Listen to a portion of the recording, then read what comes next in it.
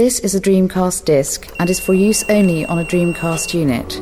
Playing this disc on a hi-fi or other audio equipment can cause serious damage to its speakers. Dreamcast, up to 6 billion players. Welcome back to the stage of history. Why don't we play together? Hey, it's time to make some crazy money. Are you ready? Here we go!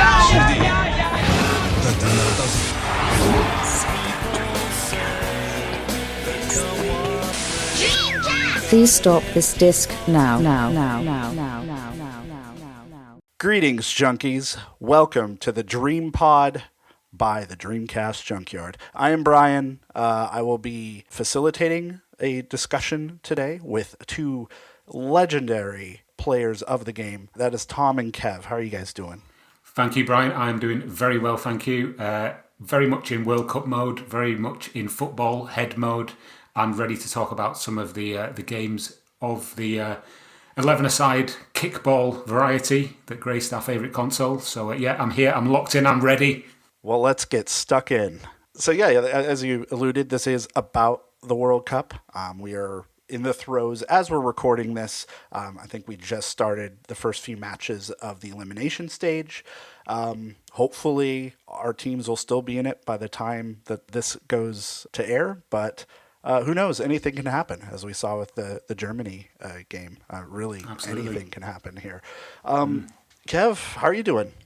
I'm good, cheers. I feel like if you're introducing, or if people are imagining me and Tom, he's the Michael Owen, the mercurial wonder boy.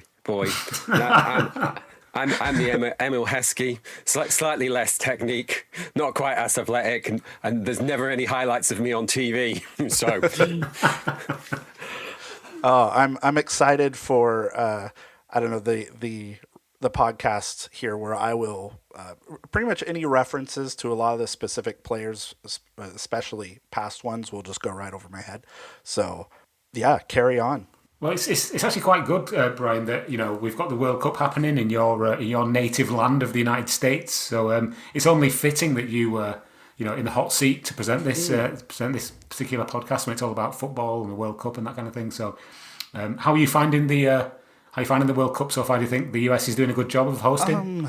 Well, that's what I'm really rooting for. Like, I honestly, I don't give a lot of shits about like the team itself at the moment, but I am rooting for Canada and I am rooting for Mexico's national teams, although that may come to a head when they play England on Monday. But yeah, I mean, I'm really rooting for just the whole thing to go well and for people to have a good time, and for the host duties to not just completely collapse amid the political climate that we unfortunately find ourselves in.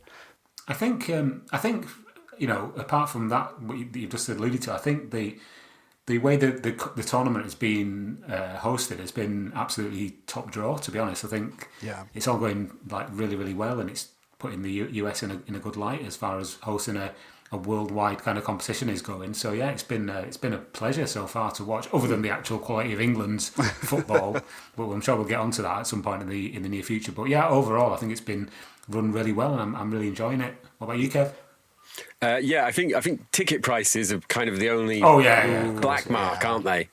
So but even when you watch the games, you don't see that. You don't see people holding up a sign saying it cost me $4,000 to be here. So the stadiums as well, absolutely incredible. I don't know.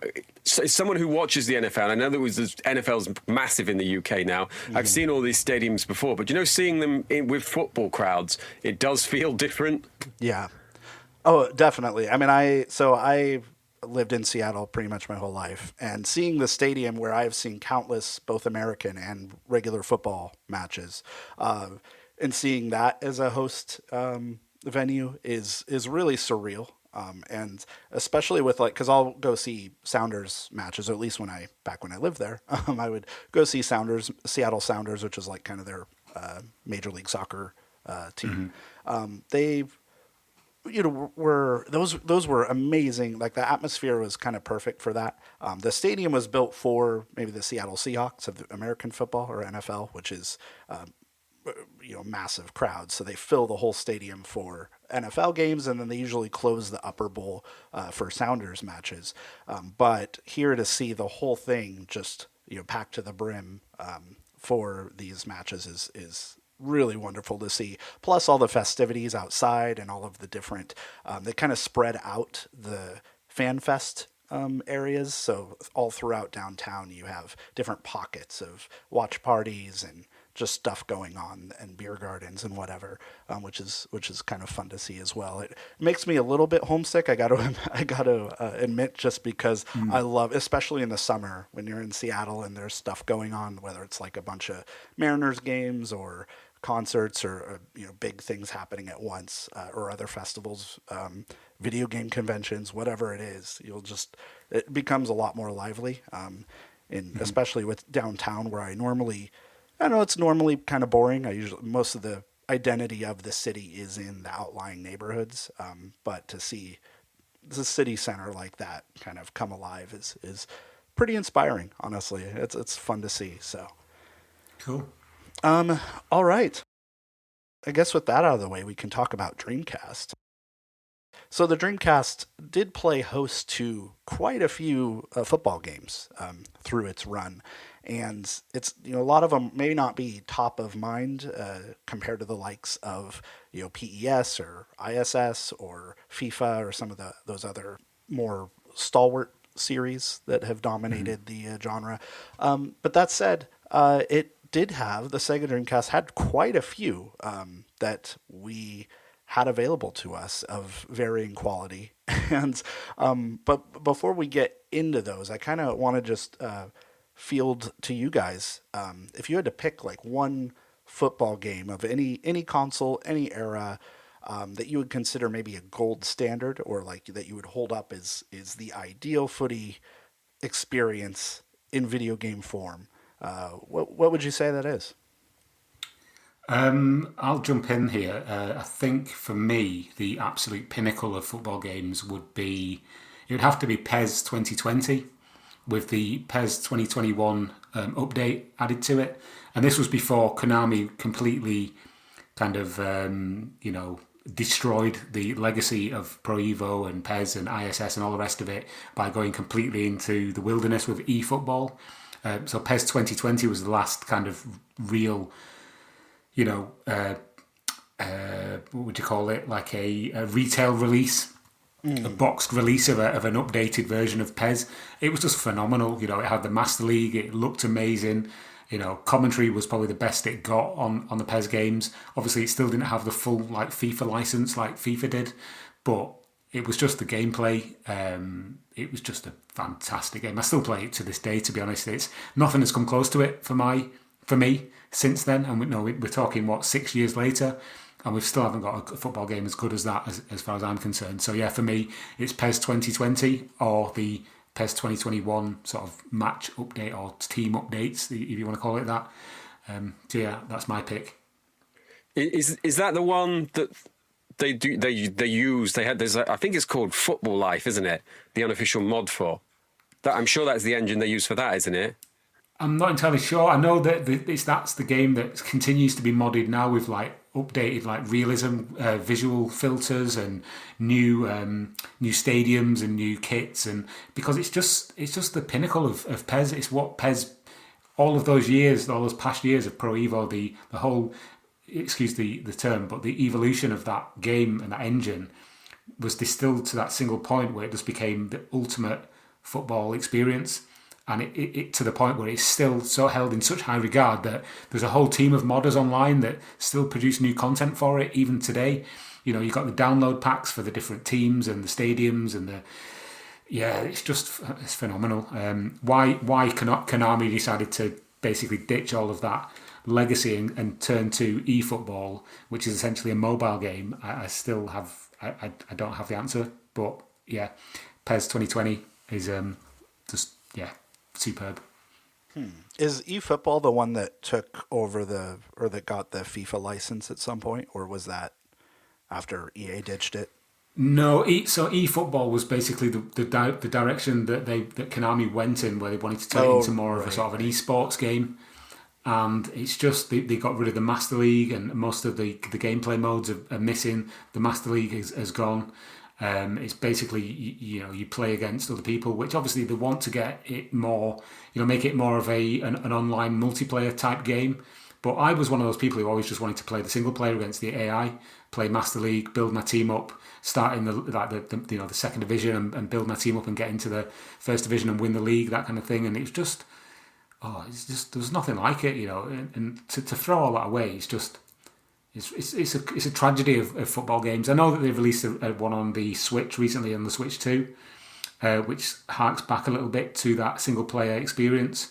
But as far as I can tell, it uses the eFootball engine, and it's just not the same as the old PES games. It has reviewed well though, that hasn't it?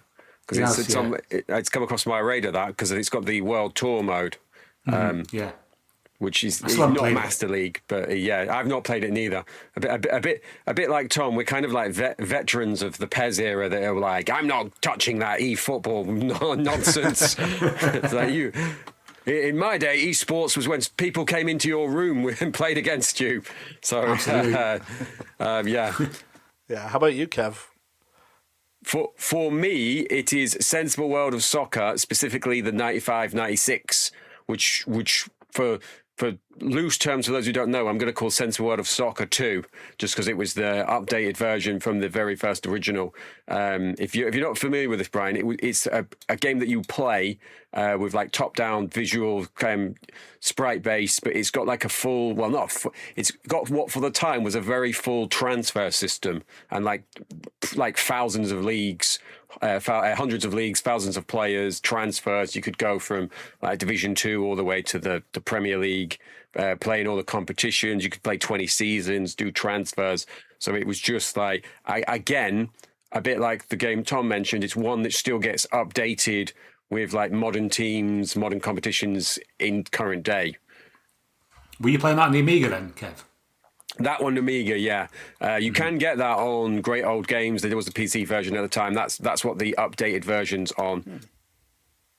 Yeah, I actually am familiar with this through playing it and it might have been either Atari ST or an Amiga. I can't remember what they had, but at the Derby Computer Museum.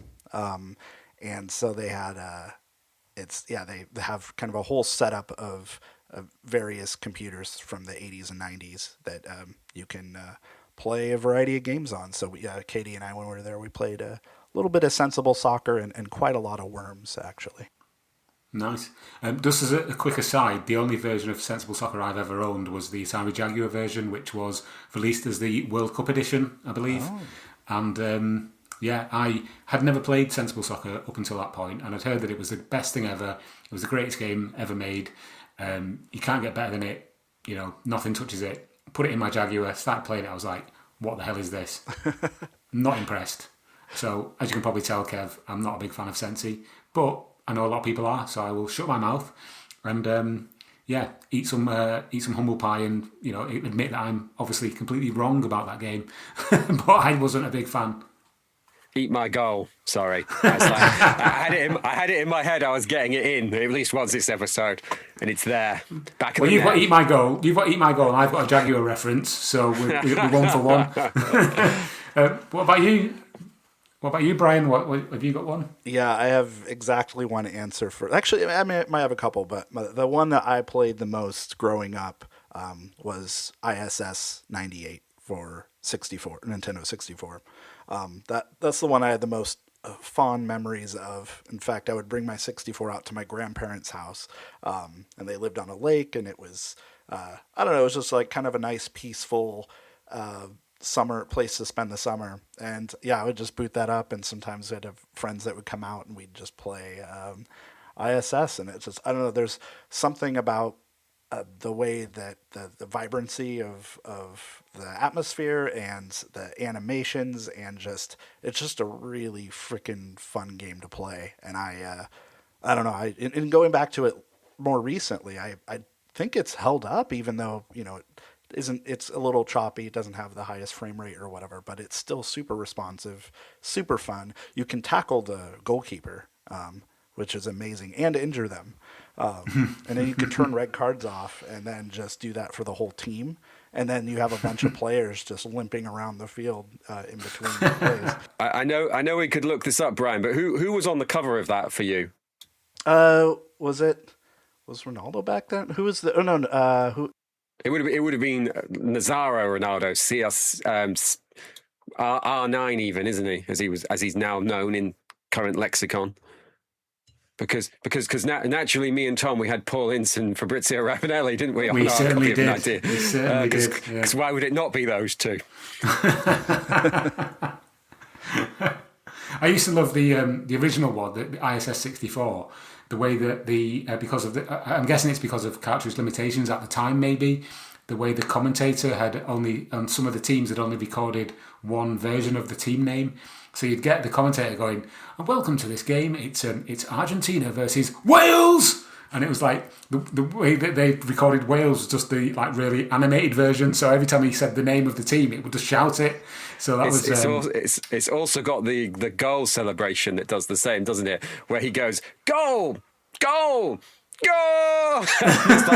there's like a buffering pause between everyone, and it's like it's at the time you didn't think about it, but it's only now that you're like, oh yeah, it's clearly individual sound files that it's having to load in a string. So like you say, it's got that. Mexico. It's brilliant. Oh shit. So sorry, Lewis. I think we have some editing to do. Because the cover star was not Ronaldo. In fact, I got the country completely wrong too. It was Carlos Valderrama from Colombia. Ah, yeah. Of course it was. So maybe we just cut that part out. Just cut out. No, leave it in. Well, there is the very famous mod, isn't there, of ISS, where they've modded in Ronaldo, and he's got the old. There was a famous meme a few years ago because the music plays, and he goes, ha ha ha ha, Ronaldinho, Sosha, because the person that they got to do the voiceover was not even Brazilian, and I'm sure it's in like Venezuelan Portuguese, or it's in some like bizarre dialect that you never knew existed, and it was just everywhere for a bit on the football scene. Ronaldinho Soccer 64. I'm looking, which is even more confusing because there was then a player called Ronaldinho, but the original Ronaldo was called Ronaldinho because there was another player called Ronaldo when he first started playing for Brazil. And it's just like what an absolute minefield for people to try and navigate. Who knew it'd be so confusing? Yeah. Okay. Now that I see the cover for it, I think that is stuck in my head. Holy shit. Go on, Brian. Take control of this. Yeah. Whatever. All right. Where are we? So combination of Sensi and Pro Evo 2020 and ISS. 64. I don't know. I like that almost as much. So 64/98. And I guess it's kind of important context, I guess, as we're setting the stage for the Dreamcast offerings in the football space. I guess it's pretty obvious that nothing on the Dreamcast quite reached anywhere near the lofty highs of those legendary classics. But that said, I think there was a lot, just revisiting them recently, I think there's a lot to like about most of them. And we'll cover them individually as we get further into this podcast. But for now, I think we can talk a little bit more about how intertwined Sega was with football at the time. I know there were a few kits and teams that were sponsored by Sega. The one I'm familiar with is, Arsenal. And then also, weirdly, there was somebody in my ancient history class in community college who wore, I believe it was like the youth kit for Hotspur. And so it was like bright yellow and it had like Sega across the chest. And I think they used Sega specifically for the youth one just because Holston, like they couldn't put beer brands on the youth jerseys. Oh, okay. Yeah. Right, I see, yeah. I'm glad you mentioned that, Brian, because when I did the Giant Killers play for the Dreamcast Junkyard, one of the first comments I mentioned that, and some guy was like, "Look at this idiot! He doesn't even know the difference between Tottenham and Arsenal." And it was been nearly 5 years, and it still bugs me. So let's be nice to people on the internet, please, because we never know how fragile they are. Well, and I feel like it was first too. I think I feel like Tottenham had it like in the mid 90s. This was like 94, 95. Yeah, I think that was 93, 94, the one you're referencing, aren't you? Yeah. Yeah, and then I don't know. Are there others? I imagine there might be. Yeah. So when the Dreamcast was launching in the European market, Sega decided that they were going to sponsor. I believe it was 4 different teams across the continent. So obviously you've mentioned Arsenal, but we also had Saint Etienne in France. We had Sampdoria in Italy and Deportivo La Coruña, which were all fairly sort of well supported and big teams at the time. So yeah, it was nice to see that Dreamcast branding across the Champions League, and when you saw it on the TV, it was cool to see the Dreamcast logo. One of the things that I do like now is that you always get these kind of like compilation clips of the Invincibles, as they were known, the Arsenal team of the time, and it's always like Dennis Bergkamp or Thierry Henry scoring these amazing goals, and they've got like this Dreamcast branding, and that's the first thing I look at. It's not the football; it's the Dreamcast logo on the shirts. So it's cool to see that, and it's just a nice snapshot of the time, I think. They're also like incredibly expensive and sought after now, those Arsenal ones, because of like Tom mentioned, they're like some of the Dreamcast like icons of the game, you would say, wouldn't they? Bergkamp, Henry, Petit, Vieira. Even like Tony Adams, Keown, you would possibly say is close to that kind of status. They had some incredible names that are just like matched now with that. They're forever matched up with that Dreamcast imagery. Yeah. I'm literally looking at a photo of Nicholas Anelka holding a Dreamcast in the yellow Sega branded shirt at the moment. So yeah. So yeah, I guess if we were just going to summarize the Dreamcast connection with football games in the genre at large, I don't know. How would you summarize that? What was that like for the Dreamcast? I think that Sega really wanted to capture the the lad culture, certainly in the UK and Europe.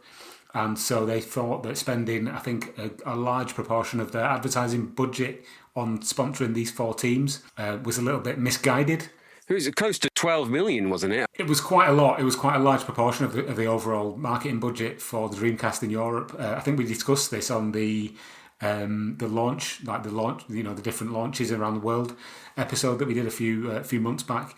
And I just don't think it really worked, especially because when you consider the games that were actually football games on the Dreamcast, none of them were actually really that good. We're going to talk about those in a minute. But I think it was just a little bit of a bad decision, certainly because with the mainstream, even though the shirts had Dreamcast written on them, a lot of people didn't know what a Dreamcast was. So they just were like, okay, that's our sponsor. I suppose that's why they used the Sega branding on the away strips for a lot of these teams to sort of have some kind of connection with what Dreamcast was. So the messaging wasn't amazing outside of the mainstream. It's not the mainstream, but the gaming world. So for the average person down the pub or whatever, they probably didn't even know what a Dreamcast was, and that's reflected in obviously the sales figures for the console. So I don't think it went down too well, personally. But maybe I'm wrong. I don't know, Kev. There was no kind of like, I must buy a Dreamcast because they're being sponsored by Arsenal. Especially like football fans in the UK, and I know other places are pretty tribal. So I think it's cool now that Arsenal was sponsored by them. But at the time, Arsenal were a team that weren't in the same division as mine. But if they did play each other, Arsenal used to routinely like hammer my team, Wolves. So it'd be like you would kind of have the opposite. Like you'd be like, well, I'm not buying a Dreamcast. Yeah, I'm not buying that. So yeah, there would be that kind of, especially if you were a Spurs fan, Chelsea fan. I could fully understand there being fans from those clubs petty enough to get a PlayStation just because That's a good it wasn't on their rivals' shirts. And it's the same. Football culture is a kind of football shirt culture is a huge thing in the UK at the minute. I've always been a kind of a curious Sampdoria fan in some ways because of Italian football. And I remember, like last summer, I had a Sampdoria shirt on, and I walked past someone in the park, one of the parks here in Sheffield, who was clearly Italian, and he looked at the shirt in disgust, and then said something that was clearly like an equivalent of "Look at this moron" in Italian. Even though I didn't understand it, it was clear that he had this kind of like revolted reaction to like seeing this English guy walking around in this shirt that he obviously hated. And it was like I'd never thought about how that comes across to people from those countries living here when we're kind of walking around in all these niche shirts. Like it'd be a bit like if I lived in Australia and I saw someone in a West Brom shirt, I would react probably the same way. It's a good point. When I was growing up as a Manchester United fan, obviously Man United was sponsored by Sharp, the electronics company, for a long period of my childhood. So I always assumed that Sharp was like this really like top of the range brand, and if it wasn't a Sharp TV or it wasn't a Sharp View camcorder, I wasn't interested. What's Sony? Sharp are better. So, it's actually a good point you make. So I never really thought about it like that before, that people maybe saw the Dreamcast brand on the Arsenal shirts who support other teams and were like, I'm not buying one of them because they sponsor Arsenal. Sega can do one. Yeah, interesting.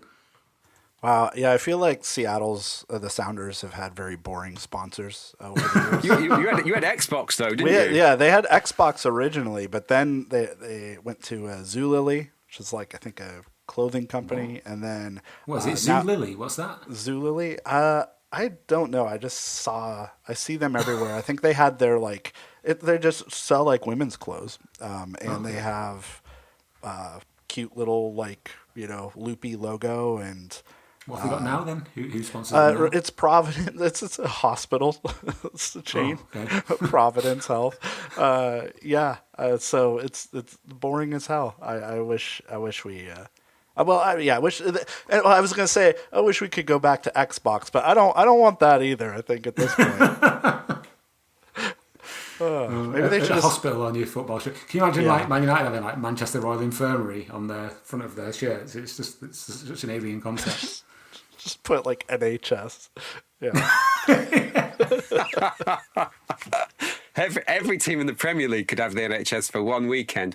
There you go, Premier League Chiefs. There's a good way of getting some goodwill.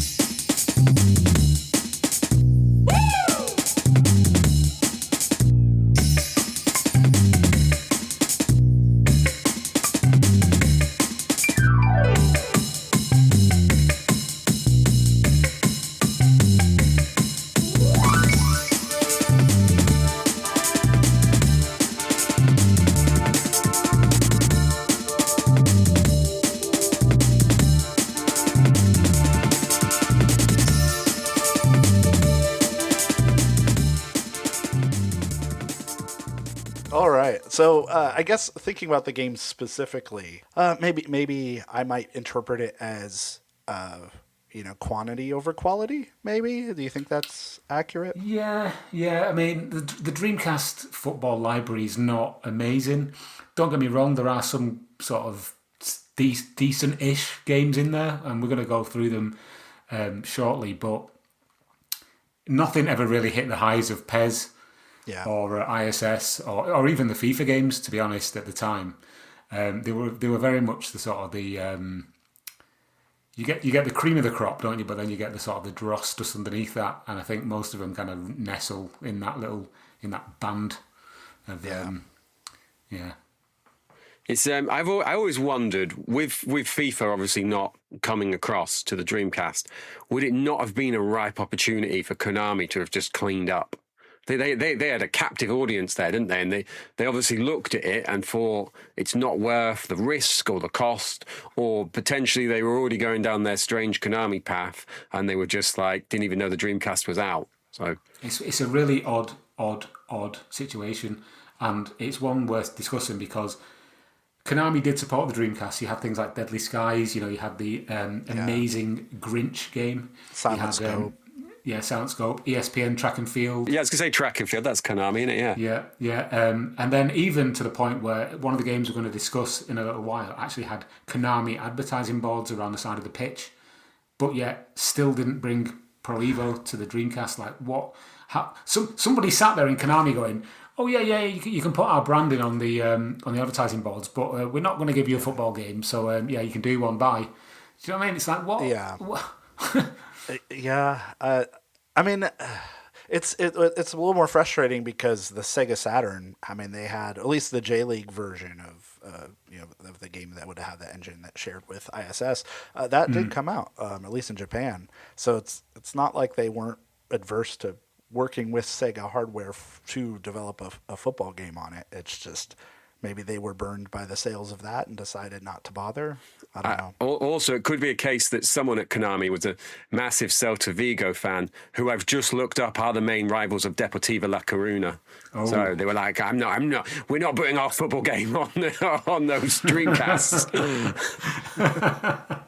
Yeah. No, just to talk about the Saturn just very briefly, the Saturn had a really good collection of football games, first-party games. Obviously, you got the Sega Worldwide Soccer games. Not so much the victory goal games. They weren't great, but the evolution of those, which became Sega Worldwide Soccer, the ones developed in-house by Sega were phenomenal and some of the best football games ever made. So why that didn't continue onto the Dreamcast, I just don't know. But yeah, I'm sure we'll get onto that in a minute. Yeah, WWSS was, or WWS? What? SWWS? I think it's SWWS. Yeah, 97 and 98, those are two of my favorite Saturn games, honestly. Like, I'll still go back to them randomly, and they feel great to play, even today. They do, yeah. As rudimentary as they look through other metrics. But, all right, well, so I guess that brings us to the Dreamcast. Sega had maybe a few different avenues that they tackled the genre in, because they themselves had published a few different series, and we'll get into each of those over time. But Sega's first foray into football on the Dreamcast was probably the easiest, the low-hanging fruit, and that was like a port of Virtua Striker 2 from the arcades. I imagine that was fairly easy for them to port over, although actually it was Model 3, wasn't it? Not Naomi.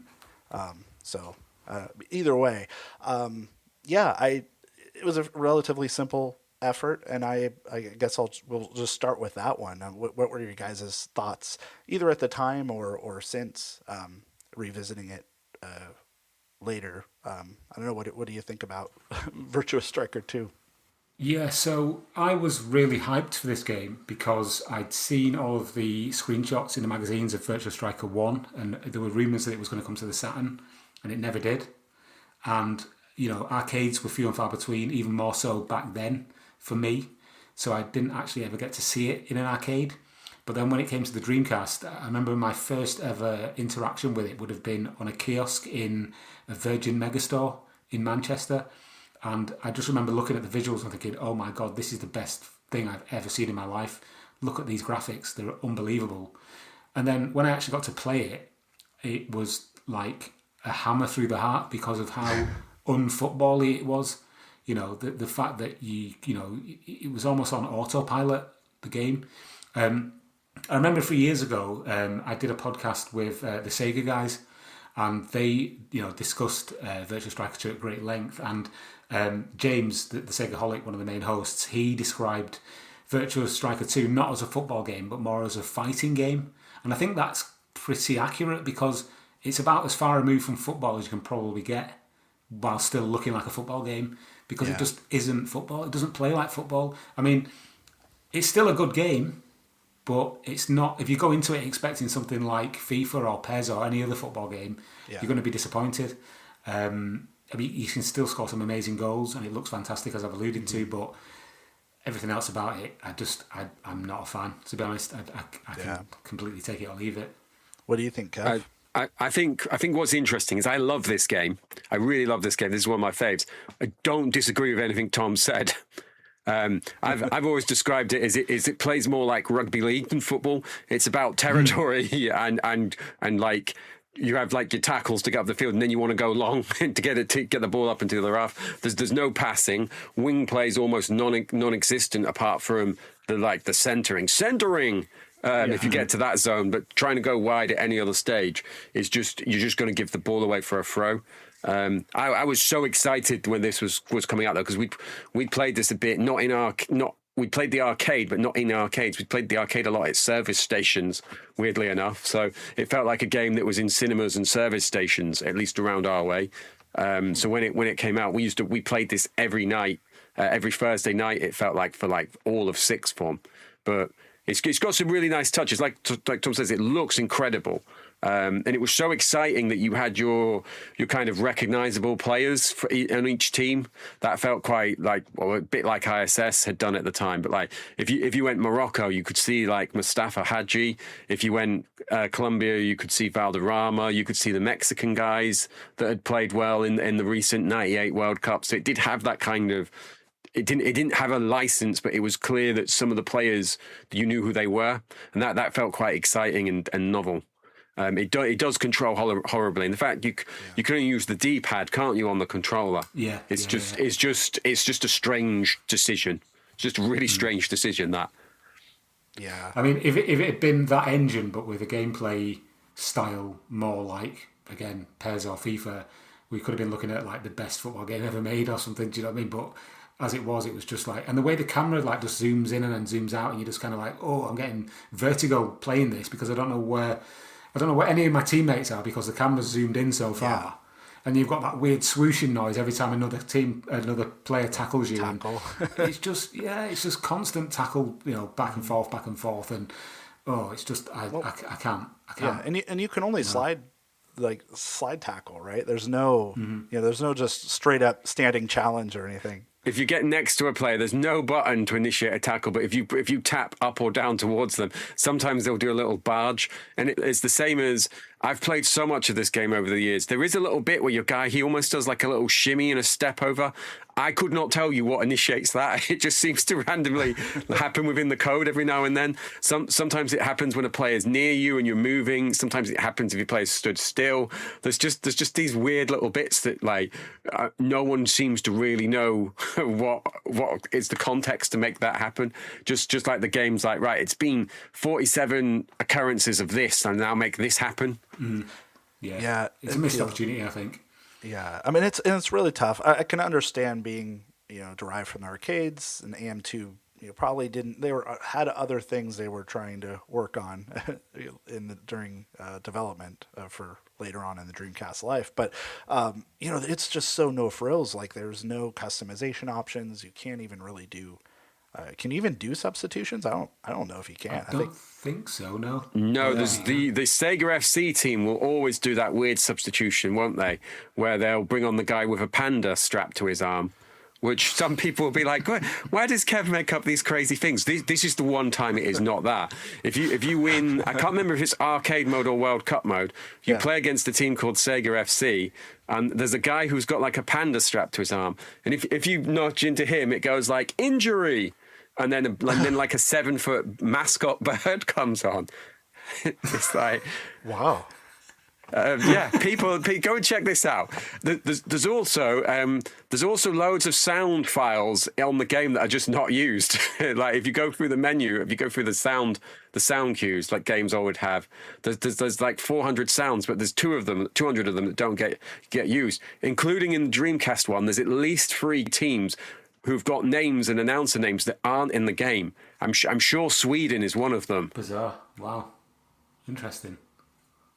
I really wanted to like Virtua Striker 2. I remember I think I first played it via a demo around when it came out, and I just could never get into it. I feel, and really it is the camera. I think that like if you at least had an option to zoom out a little bit and see players upfield and see where there was space to try and we're developing, that I could like, and then you can't do through passes. You can't do, you really just have long pass and then short pass. That's it. It's there just really isn't much I felt I had control over with the strategy, and it kind of belies the other things the game does well, which is the atmosphere. Like I feel like the crowds and the stadiums, and it's just so vibrant and colorful, and I love all the flags waving and all the fans jumping up and down. Like take like that aspect from Virtua Striker 2 and then like put it in any of the other games we're going to talk about today, and I feel like it would make them all better. I would say most modern games since have gone for like a kind of broadcast feel, whereas Virtua Striker was not. That was it. Scoring a goal, even a tap in on Virtua Striker, it gives you such an adrenaline rush with the way the game reacts, with the guy like, the rainbow effect on the replay. It gives you a score. If it's the best goal that's been scored that day, the Dreamcast remembers that and it will play it back at the end, or if you leave it on off the splash screen. And it treats you like a legend for scoring a headed goal from a corner. And it's just like, this is how I want to be made to feel. I don't want it to be offside and there to be like a VAR line like the modern version of FC does. It's like, I want to be treated like a king, and this did get that right. Mm-hmm. Yeah, fair enough. Shall we discuss what some of the professionals said about this game? Yeah, sure. Do you want to go through the... I know Lewis had compiled a few scores from various outlets. So, thank you, Lewis. You very helpfully compiled some scores from the magazines of the period for us to sort of read through. So the official Dreamcast magazine in the UK gave this game 7 out of 10, and the official Dreamcast magazine in the US gave it 6 out of 10. DC UK gave it 6 out of 10. Dreamcast Monthly gave it 4 out of 10. Dreamcast Magazine UK gave it 78%, and Digitizer, which was on Teletext, which is a defunct sort of text service on TVs in the UK, gave it 4 out of 10. I do actually have a copy of Dreamcast Magazine here in my hand, which has a directory in the back. It's the final issue of Dreamcast Magazine. It's issue 34. And so it's got every Dreamcast review that they ever did. And there is a sort of one-liner for every game. So I will read out the Virtua Striker 2 review when I can find it and remember how the alphabet works. Here we go. Where is it? V. Yeah, it says, we say, Virtua Striker is an excellent arcade-style footy game. It's great for a laugh, and it certainly looks the part. So they gave it 78% as we discussed. So I mean they liked it clearly. I don't. So Yeah, I think the irony is that I later played Virtua Striker 3 for the GameCube, and I actually really enjoyed the... that's a great game. I think it's a better game than Virtua Striker 2, Yeah. I thought it was... I had a great time with it, playing it recently. All right, well, yeah, so they were off to kind of I'd say a mixed start. Some people really loved it. Some people maybe not so much. It seemed like a fairly polarizing affair. Then I think one of the other earlier football games that came out was UEFA Striker, and you said that was a launch title for PAL Regions? I'm not sure it was a launch title, but it was very close to launch. It's one of the first games I actually played on the Dreamcast because, again, it was on one of the kiosks in Game in Manchester City Centre. Arndale Centre. I remember going into the city centre and seeing this game being played on a kiosk and being absolutely wowed by the visuals again. Obviously, that was a big part of the Dreamcast back then because it just looked so much better than the other consoles on the market. And it just looked phenomenal. And when I finally got my own Dreamcast, this was one of the first games I got. And I think for the most part, it's a fairly competent, full package of a football game, really. Plays well. It's got, all the teams of the era, player names, lots of different types of competitions, some really nice looking visuals and stadiums.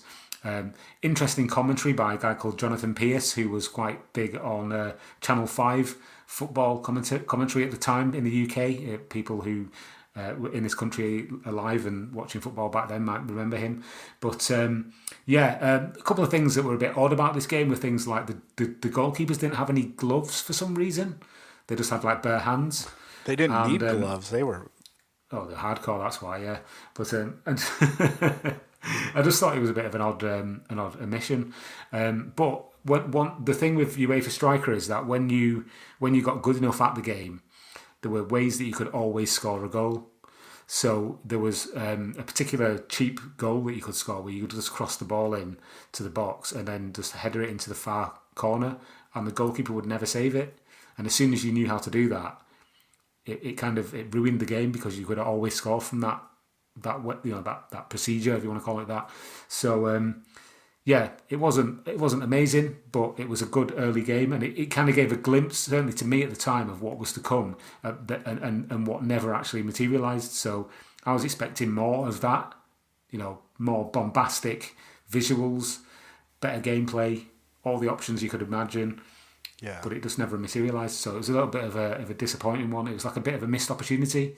But as it stands, it's a fairly decent and fairly cheap game now. So well worth a purchase if you're into football games. Yeah. How about you, Kev? Did you spend time with it? Do you know what? I have such a blind spot for UEFA Striker and UEFA Dream Soccer, like to the extent that before we recorded this, I was like, I'm going to try and give these a play. My UEFA Dream Soccer disc was in my UEFA Striker case, and my UEFA Striker was the other way around, which I think shows a lot about how I can't tell these two apart. It's interesting that this is Infogram. I never know how you pronounce this. Is it Infograms? Infograms, yeah. Infograms. So they're the Michael Owen World League Soccer team. So they pushed so many football games out in this era. These guys that are all, I would say, largely interchangeable. I'd completely. It's only now that I've got this in my hand that I remember that Ron Atkinson was on this as the kind of. He was. Yeah, the colour commentator. Yeah, colour commentator. Yeah. So. I was a bit like, oh yeah, I forgot that Ron Atkinson was on this one. I kind of liked this at the time. I'm not gonna lie. I remember renting this, and I've got it since and not really played a lot with it. But I wouldn't say it was terrible. But no, it's not a terrible game. Yeah. It's very playable. Have you played this one, Brian? I have. Yeah. So this one also came out fairly early on, and this along with Virtua Striker 2 were the only two football games, I believe, that actually released in North America. So everything we talk about henceforth are all PAL exclusive, or PAL in Japan. But yeah, I did, and I feel like it's one of those games that I think the fundamentals, it felt good to play, and I loved kind of the passing and the I don't know, just the being able to position players, and I mean, it didn't have a lot of depth to it, but you could get a cross in, or I don't know if it had one touch. I might be conflating it, but anyway, it was at least robust enough to give you some workable options to move the ball around, and again, the goalkeepers were just insane. But yes. I honestly kind of like that because the pace of the game was fast enough that there were generally quite a few shots on goal throughout a given match. So yeah, I enjoyed it. I think fundamentally it had a pretty decent backbone. The presentation I felt was a little lacking. It was very muted. It was I feel like there was this kind of a general mutedness to a lot of it. It didn't. The crowds weren't super vibrant, and in fact, I think some of the stadiums were there only a couple of stadiums. Different ones? There's only a handful, but yeah, they were quite sort of elaborate. I don't think that many of them. I don't think they were real stadiums, but they were quite large. And just on the topic of the crowds, one of the other weird things about this game was that the crowd seemed to be quite quiet during the matches, but then as soon as you scored, they went. It was as somebody just sort of suddenly turned the volume up temporarily and then turn it back down again. It was really odd, really odd sort of sound mix. So I think this is the one where if you score a goal, it will play the replay forever, won't it, from different angles until you click out. Or am I confusing this? I always thought that was a strange. I think that was Dream Soccer, but I could be wrong. Oh yeah, sorry, I'm getting confused. But it does have pretty decent. I mean, I think you can move the camera around and replay it as much as you want, I believe. So it had pretty decent replay sequences, I suppose. The only other thing I remember that struck me with Striker is the slide tackles, like because it feels like you're just tackling on ice. You're just sliding across the pitch for like 3 or 4 meters every time you do it, and I fucking love that. I thought that was yeah. Should we discuss some of the scores from the magazines at the time? Yeah, let's go for it. Okay, so Official Dreamcast Magazine UK gave it 8 out of 10. ODM USA gave it 6 out of 10. DC UK, 8 out of 10. Dreamcast Monthly, 8 out of 10. And Dreamcast Magazine UK gave it 82%. And once again, I do have their little kind of babble about this game. So UEFA Striker, they said, it's very much from the old FIFA pick up and play mould, but for the diehard enthusiasts, it all feels a bit too watered down. And they gave it, well, according to this, I think they adjusted their score because on this directory they gave it 67%. So I think they did actually review some of the scores as time went on. So their score of 82% was then moved down to 67%. So, yeah. I always wonder how magazines at the time would have just considered a definitive score, especially when one single reviewer would be tasked with reviewing it and scoring it. And that's like, well, anytime you revisit that game and somebody else talks about it in whatever context, then it's like, obviously they're going to have different opinions. Like, how do you reconcile that? Yeah, it's bizarre. I guess you do. I guess like EGM, where they would have the review crew, and you'd have like 4 people all contribute scores to each game. Maybe that was, or Famitsu. Maybe that was like kind of a way of doing that. All right, so yeah, pretty positive overall, and I think that does officially make it the most heralded of the 2 football. Yeah, the 2 so games. far, yeah. Yeah, or in North America at least. So that was the best one we got, I think, at least according to critics. One other thing before we move on. Virtua Striker 2, Virtua Striker 1, I think. I believe, and this was like a year ago, so maybe it's changed, but the NQ64 in Birmingham, in Digbeth there, I believe they still have a Virtua Striker cabinet there, if anybody is in the neighborhood. Yeah.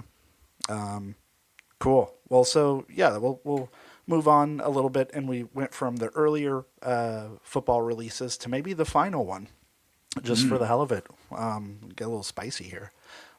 So 90 minutes, Sega Championship Football. This was a separate entity, also published by Sega, and this one was undertaken by Smilebit for their interpretation of the genre. And this was probably hot on the heels after they had released Jet Set Radio and the like. So, where do we go? What do you all think of this one?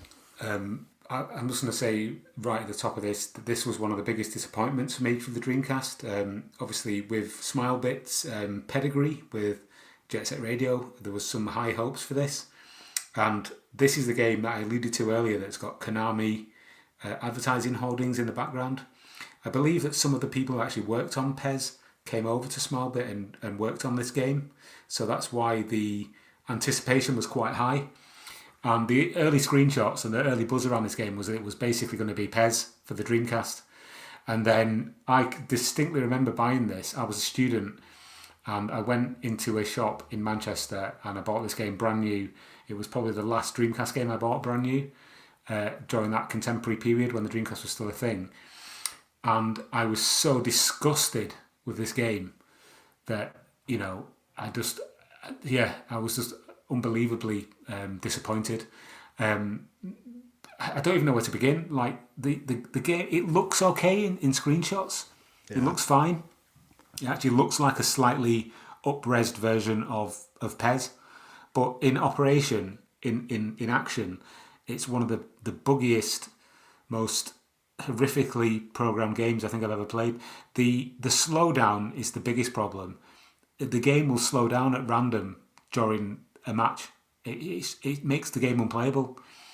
The commentary, the commentary in this game makes ISS 64 look like a masterpiece. It's unbelievably atrocious. On top of that, the game just plays badly. It's hard to pass. It's hard to tackle. It's hard to shoot. You can't score. The AI can score at will. It's just bad. It's just utterly bad. And the thing that's annoying is the fact that before you actually get into a game, the presentation, the menus, the amount of options, the customization is so well done. It's like, this is a full package. Everything you could want is here. There's seasons, there's cups, there's you can change you can edit the team names. The stadiums look great. It's got all the real names and teams, and you just think, yes, we're in. We've got finally we've got a really good Dreamcast game, but it's come right at the end of the Dreamcast life, and you start the game and you're just confronted with this absolute disgrace of a football game.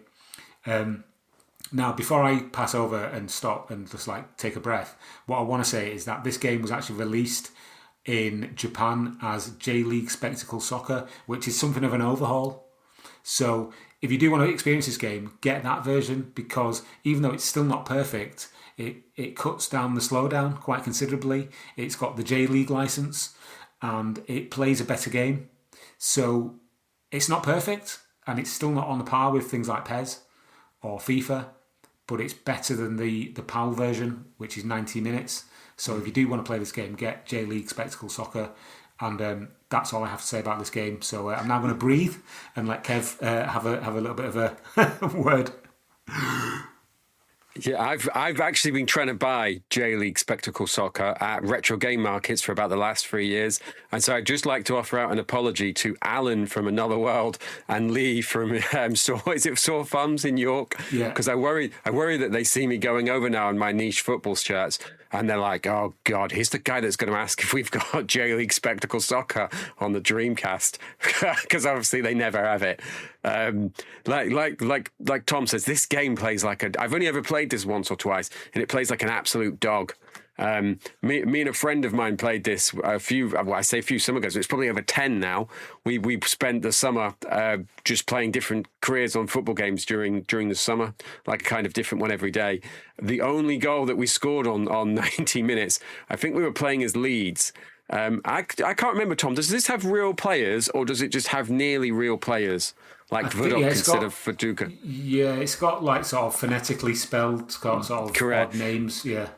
Yeah, because I remember it was Mark for the first goal we scored. It was Mark Faduka, and we smashed a ball into the crossbar and over for what should have been a goal kick, and it was like goal, and that was it. It gave us it. So it just the only goal we scored was not actually legally a goal within the laws of football. Buggy. And it's just and the longer we played it, the more we saw stuff like that shots that would hit the post, they would give, or you'd score, but then the other team would take a goal kick, and it's like, well, hang on a minute, what's happened there? And it just had such a rushed feeling to the gameplay, like they'd mistakenly pressed it with an earlier version rather than the gold edition. Yeah, it's true. Actually, no, Kev, sorry, do tell a lie. It has got real player names. Yeah, right. It has. Yeah. It's it's a strange. I think I like this more than Tom due to the fact that I've got my copy here that's in really nice condition and it's got £8 on the side. So it very much has got that kind of. This sounds like Tom's version of my WWF Royal Rumble, which I spent £50 on and still hate to this day. It's got quite nice cover art. I will give it that. It's got a nice Umbro football on it, so it's such a shame because when you play it, you can definitely see it desperately wants to be PES. Even the pause menus, and you go into the screens where you can mess about with your strategy and your substitutions and stuff. It has all the same kind of thing. It's even got player condition, like the old PES games had, and you can change your formations or on the fly, that kind of stuff. But when it plays so badly and it slows down just randomly, it's just unplayable. It's such a missed opportunity. Yeah. It makes me sad. It makes me angry and sad at the same time. Yeah, I've only played this via emulation and on a Steam Deck. And so I'm wondering, and I'm trying to remember how much it slows down when I'm playing it. And I wonder if it's sped up a little bit or accelerated.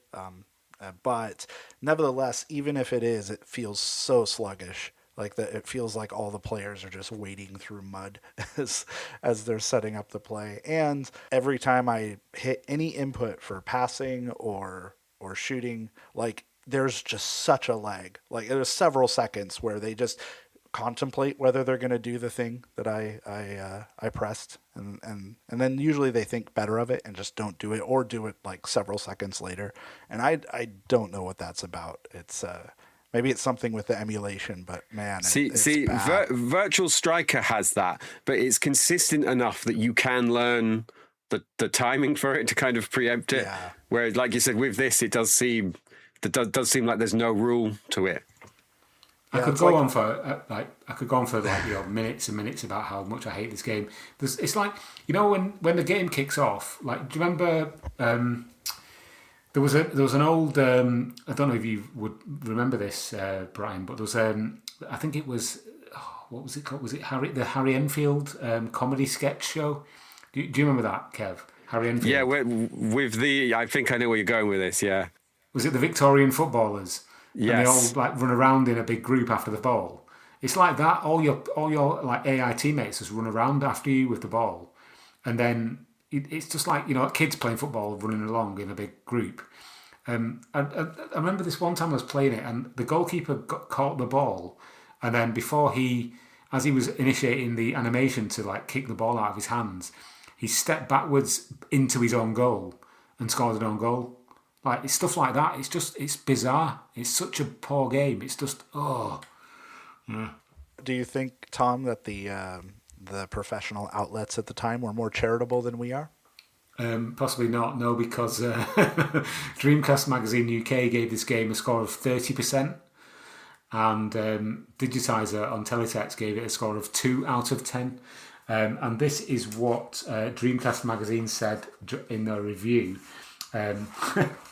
So they say, slow and boring, with not even a hint of passion, flair or excitement, not a bit like the real thing, unless you are a Southampton fan. 30%. Wow, brutal.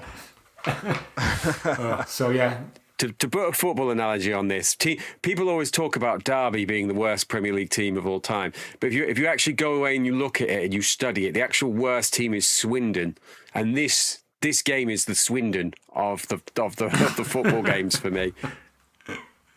Oh God, yeah. So I think that tells everybody listening what we think of 90 minutes or J.League Spectacle Soccer. Get J.League if you're going to get one of these games. Get J.League Spectacle Soccer. That's all I'm going to say on the matter. Yeah, or just download it, or just play something. Or just don't play it at all. Radio, yeah. If you have a morbid curiosity, go for it.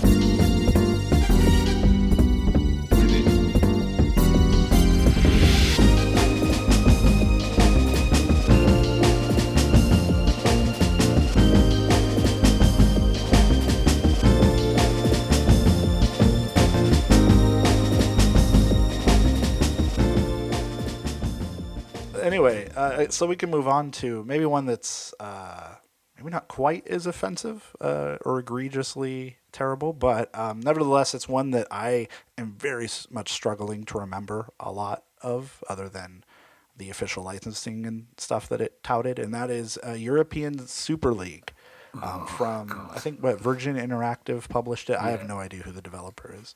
Yeah, I believe the developer was, give me a sec. Oh, here we go. Crimson and Coyote. Yeah.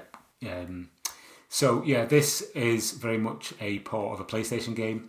It is it's a sequel to a game that was on the PlayStation. I believe it was called Viva Football.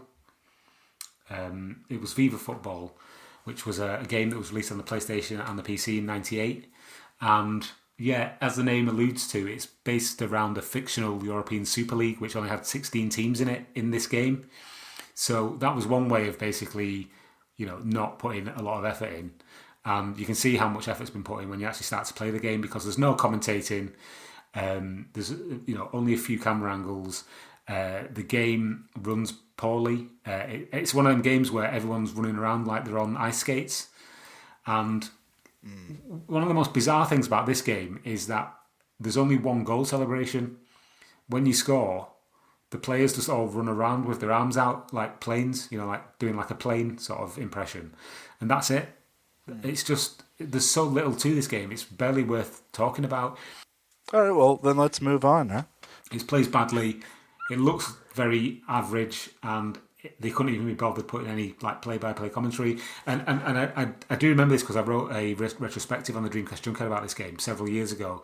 And one of the things that made Viva Football had this system where rather than have play-by-play commentary, they would have players like calling to each other or shouting to each other. That was the sort of the main like unique feature of the game. Whereas in this one, they don't even do that. It's just crowd noise, which is disjointed like recordings, which then stop and then start again. It's just odd. I suppose the only redeeming feature about this game that I discovered when I was writing that retrospective was that at random intervals, at random times throughout your playtime, a streaker will run on the pitch. Now, I've never seen the streaker. Wait, seriously? Yeah, it's a streaker. It's a female naked streaker will run onto the pitch, and I've never seen it. But people commented on the article saying that they had seen it, and on Moby Games, it's in the trivia section that there is a streaker built in, and it's like there's like a 5% chance throughout the match that it might happen or something. It's totally random, but that's probably the best feature in this game because everything else is diabolical. Yeah, that's it. That's all I've got to say. If you need ideas for a new investigative Dreamcast barber like investigation, maybe try to find the streaker. Yeah. Yep. I've got so little memory of this. This had a kind of resurgence is too strong a word, but this had a little bit of a revival with the actual Super League they tried to launch in recent years, and it was like people were posting images and stuff of it. Away from my Dreamcast Junkyard life, I have a little channel where I play football games, and I can't remember the guy's name, but one of my subscribers who regularly comments, he always asks me to play this. And so I wanted to give him a little shout out here, but I can't find his name in the comments at the minute. But he fondly remembers this at least. Tom, can you remember the teams on this? Am I thinking right that there's someone random like Copenhagen on this? Oh, that's asking the question. I can't actually remember, but it doesn't it doesn't have Man United in it. No, it doesn't have United. No, it feels to me like they only could get so many teams to agree to be in it, and so they were like, "We'll just make a hypothetical 16-team league." But I'm sure if you go through it, there's someone random like Brøndby or Copenhagen. Yeah, I'm looking at the art here. You've got all the different teams on the front. So you've got IFK Gothenburg, Real Madrid, Barcelona, Gothenburg, I think that's who I'm thinking of. Benfica, AC Milan, Juventus, Ajax, Inter Milan, Panathinaikos, Chelsea, Liverpool, Borussia Dortmund, Bayern Munich, Paris Saint-Germain, Marseille, and there's one there that I can't quite make out, but it might be the one that you're thinking of. It might be Bayern Leverkusen. Right. So yeah, you've still got some big names in there, but like you've got representing the Premier League, you've got Chelsea and Liverpool, and that's it. I mean, there are some redeeming features. Don't get me wrong. The stadiums look fantastic. All the home stadiums for each team is recreated in the game, definitely. So they look really good. And I think I also mentioned at the time I wrote that retrospective that I was quite impressed by the goalkeeper animations. The dives that the goalkeepers make are actually quite good. But other than that, there's not a great deal other than the streaker, obviously. If it's the one I'm thinking of, it's got good menu music as well for one of the screens. And you know a game's not good when I'm having to go to. I think it's the one that's got the menu music that's kind of okay. Yeah, no. I'm guessing this one maybe passed you by. Did it, Brian? I mean, I have played it, but yeah, it's not one that I played at the time. It's really just more recently digging into these. Yeah, I don't know if I can add anything. The stadiums were probably the most impressive thing, I thought. But yeah, this is one of those games that just kind of evaporates from my brain as soon as I finish playing it. Obviously, it was a PAL exclusive as well, so that's probably why you didn't really play it at the time. Yeah.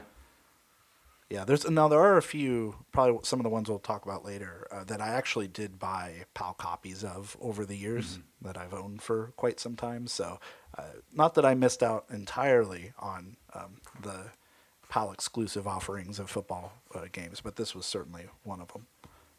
Shall we move on to the scores on the doors for this one? Yeah. What were people? What's the hubbub? Okay, so pretty mixed, to be honest. But yeah, some of them are quite high. So Official Dreamcast magazine gave this game 7 out of 10. DC UK gave it 6 out of 10. Dreamcast magazine gave it 58%. And Digitizer, once again, popping up there, gave it 2 out of 10. And this is what Dreamcast magazine said about European Super League. It says, certainly not a terrible game, but sadly, it plonks itself down on the average stool in the Dreamcast's footballing pub. So, yeah, middle of the road stuff.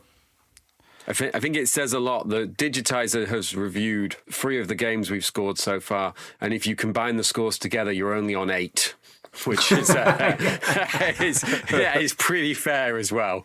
So, one of the tiny little factoid about this game was that back in 2022. It was actually re-released with a mod for the Qatar World Cup. So it was called Qatar World Cup 2022. And it was basically European Super League reskinned with like international teams, and was re-released for the Dreamcast. So that was interesting. Still the same game, still awful, but it was nice that somebody thought that it would be worth trying to, I think they even put things into it like a new intro FMV sequence and new menus and stuff. So kudos for the effort there. But I mean, could have chosen a better game, I think, to do that too.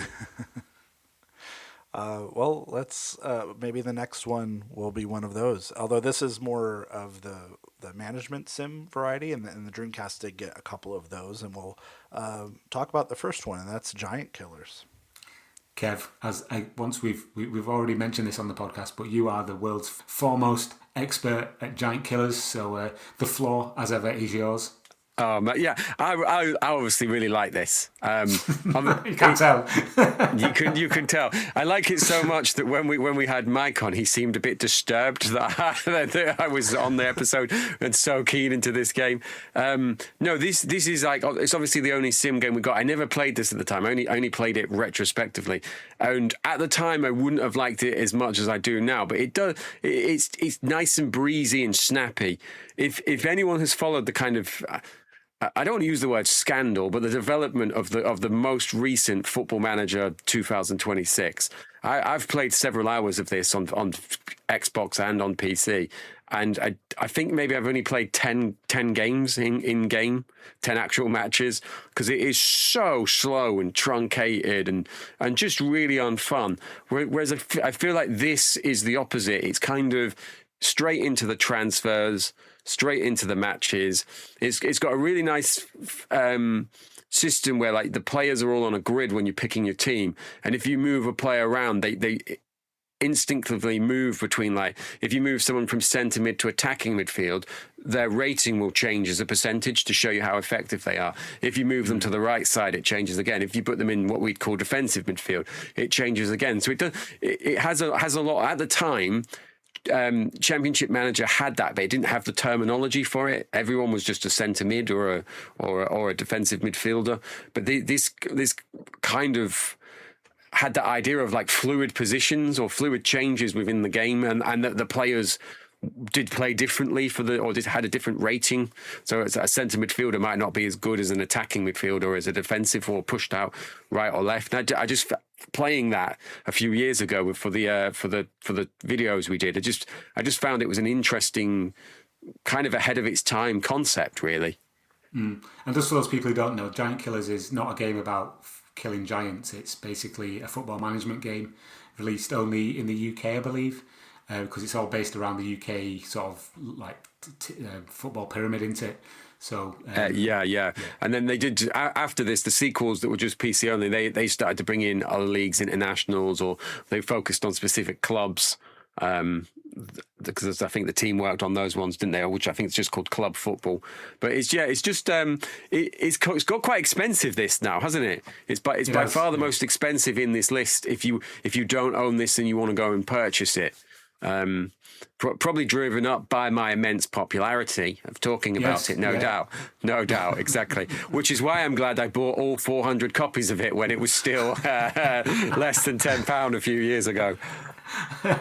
I have very limited experience with this game, Spence. I did again write a retrospective on this game many years ago, and I'm not a big fan of football management sims, but I kind of punished myself to play this game just for that particular article. And as far as I can tell, it's quite widely accepted to be a fairly competent management sim, and possibly the best on the Dreamcast. Certainly, it was the only one released in this country or in Europe, especially as a football manager simulator for the Dreamcast. So yeah, I mean, it's pretty unoffensive. Kev seems to like it for some reason. I don't know. Brian, have you played it?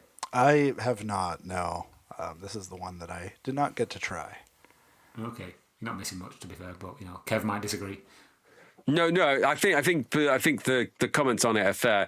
I would say if this was £50 plus, I don't think you should go and buy it unless you are someone like me who is like a football management style obsessive. By which I will guarantee you will enjoy this. It's obviously not as good as console Championship Manager on Xbox. It's probably not as good as LMA Managers. It doesn't have the live match engine, but you will get enjoyment from this game. You'll play a season or two. You won't give up halfway through. I just think that there's enough good content there that it'd be a justified purchase for some people. Okay, this is probably the most positive we've been actually so far about any of these football games, I think. And it's not even an actual football game; it's a management game. So Well, I don't know. We weren't too hard on Striker Pro 2000 or UEFA Striker either. But I don't know. There's still time. Yeah, there's still time. Scores? Should we have a look at the scores? Yeah, sure. Yeah, okay. So official Dreamcast magazine gave this one 7 out of 10, and Dreamcast magazine gave it 70%. And this is what Dreamcast magazine said about this particular game. So it says a good football management game with all the current English teams and a whole range of tactical options. Obviously, that was written back in 2000 or whenever this game came out, so it's not going to be current now. But Kev is obviously a big fan of this game, and if you like management sims, then give it a whirl. And if you don't, well, there's plenty of other. There's plenty. Yeah, don't. Now there is another management sim that the Dreamcast did get, and that was, I think, just released in Japan only, and that was a J.League Pro Soccer Otsukuro. Have either of you played this? I'm going to say straight away, no, I've never played this game. I know nothing about this game, so I'm going to shut my mouth. Kev, have you played it? I have played the PS2 POW iteration of this that came out that had an English translation. I think there's two things I've got the second edition of it here in my hand. There's two things I want to highlight. On the back, the second screenshot says "Win a victory." So I think that tells you a lot about the game. The first one, and I mentioned this because this was my first experience with the PlayStation 2, is a picture of a woman's secretary in an office. Because when you play this game, the first thing you have to do is pick your secretary, and it is very close to what I'd imagine that picking a wife from a catalogue would be like. Because it has a whole range of what they're good at, what they're not good at. Are they shy? Are they happy? Do they like shopping? And I was a bit like, had someone put the wrong game in the box? What am I playing here? What am I playing here? I thought this was a football game. And it's only after you've picked this secretary that you then get on to making your team. It's a very bizarre, very like Japanese of its time concept. And I've not necessarily played a great deal of it, and I've never played the Dreamcast versions due to the fact that translating was not as easy then as it is now. So even though I own them, I've still never actually played these. It doesn't look like they've ever been played, even though I heard these two. It's one thing I will add, and I've mentioned this before years ago on the podcast. It looks to be the same engine, or a very early engine, of what led to the frankly immensely sized Sega arcade machine, which was called Sega World Club Championship Football, which was a game where you put money in and you got real Panini cards out, like playing cards, and then you put them on like an AR board. And then wherever you moved the players on the board, they moved around in game. So it was a management game with some like kind of light controls of like pass, shoot, tackle. And when I played this, it instantly reminded me of that, because they had that in the Namco Centre when I first moved to Sheffield. And I've still got some of the cards from my team around, and it was one of those kind of, it saved all your progress on like what looked like a kind of credit card with Sega FC on it. And this does look like it led to that. It's one of those things where Sega had the kind of idea of Ultimate Team years before FIFA did, but they kind of got it wrong because it was like physical based. You had to go to the arcade. It was like £2 a game. You did get a real card for that, but like it kind of didn't take off in this country. It was massive in Japan from what I could pick up, and it stayed in Italy longer than it lasted here. But this game's kind of got elements of that, because it seems to be more about random stuff like making your secretary happy, building some stadium, dealing with like fan issues. There'll be like the fans want a new badge. This will make 60% of them happy, and you'll get more money, but it'll make the sponsors unhappy. So there's always these kind of moral dilemmas flying up from the little bit that I played. That's really fascinating. I never knew any of that. I didn't get very far into it either. I got far enough to, after picking the secretary, you'd pick your mascot, which of course I went with the shark with sunglasses, and I think he had guns too, actually. And then you can like design your team logo. And so I'm actually very eager to play some sort of translated version of this. Did you say the PS2 version? Like, how similar do you think it is? Do you know what? I should emphasize this by saying I've never even put my Dreamcast versions in my Dreamcast, so I've never even seen the Dreamcast one running. And so this has all come from like watching a few videos, and then people on Reddit saying like, if you're going to play one, play the PlayStation one, because it's just a translated version of the Dreamcast one. Okay. I look forward to that not being true now, and someone being like, I knew this guy was a phony.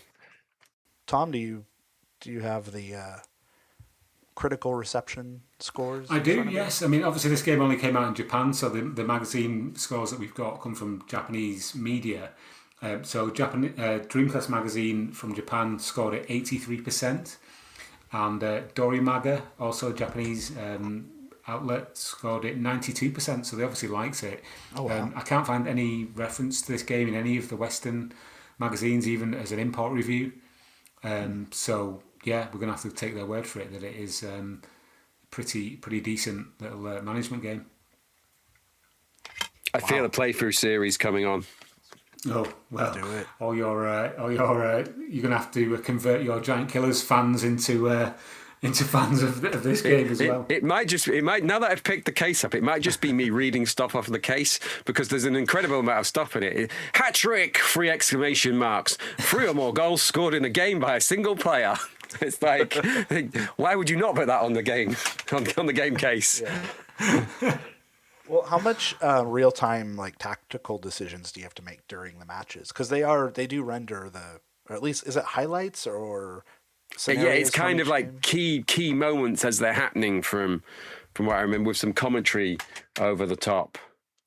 It's got a kind of the version I played. Like I said, I only played it for a couple of hours, but it's got a kind of like what was it? Was it called Dream Team, Tom? The soap opera about the football team. Oh yeah. Dream. There was a Sky. soap opera. It was on Sky, yes. On Sky TV. Yeah.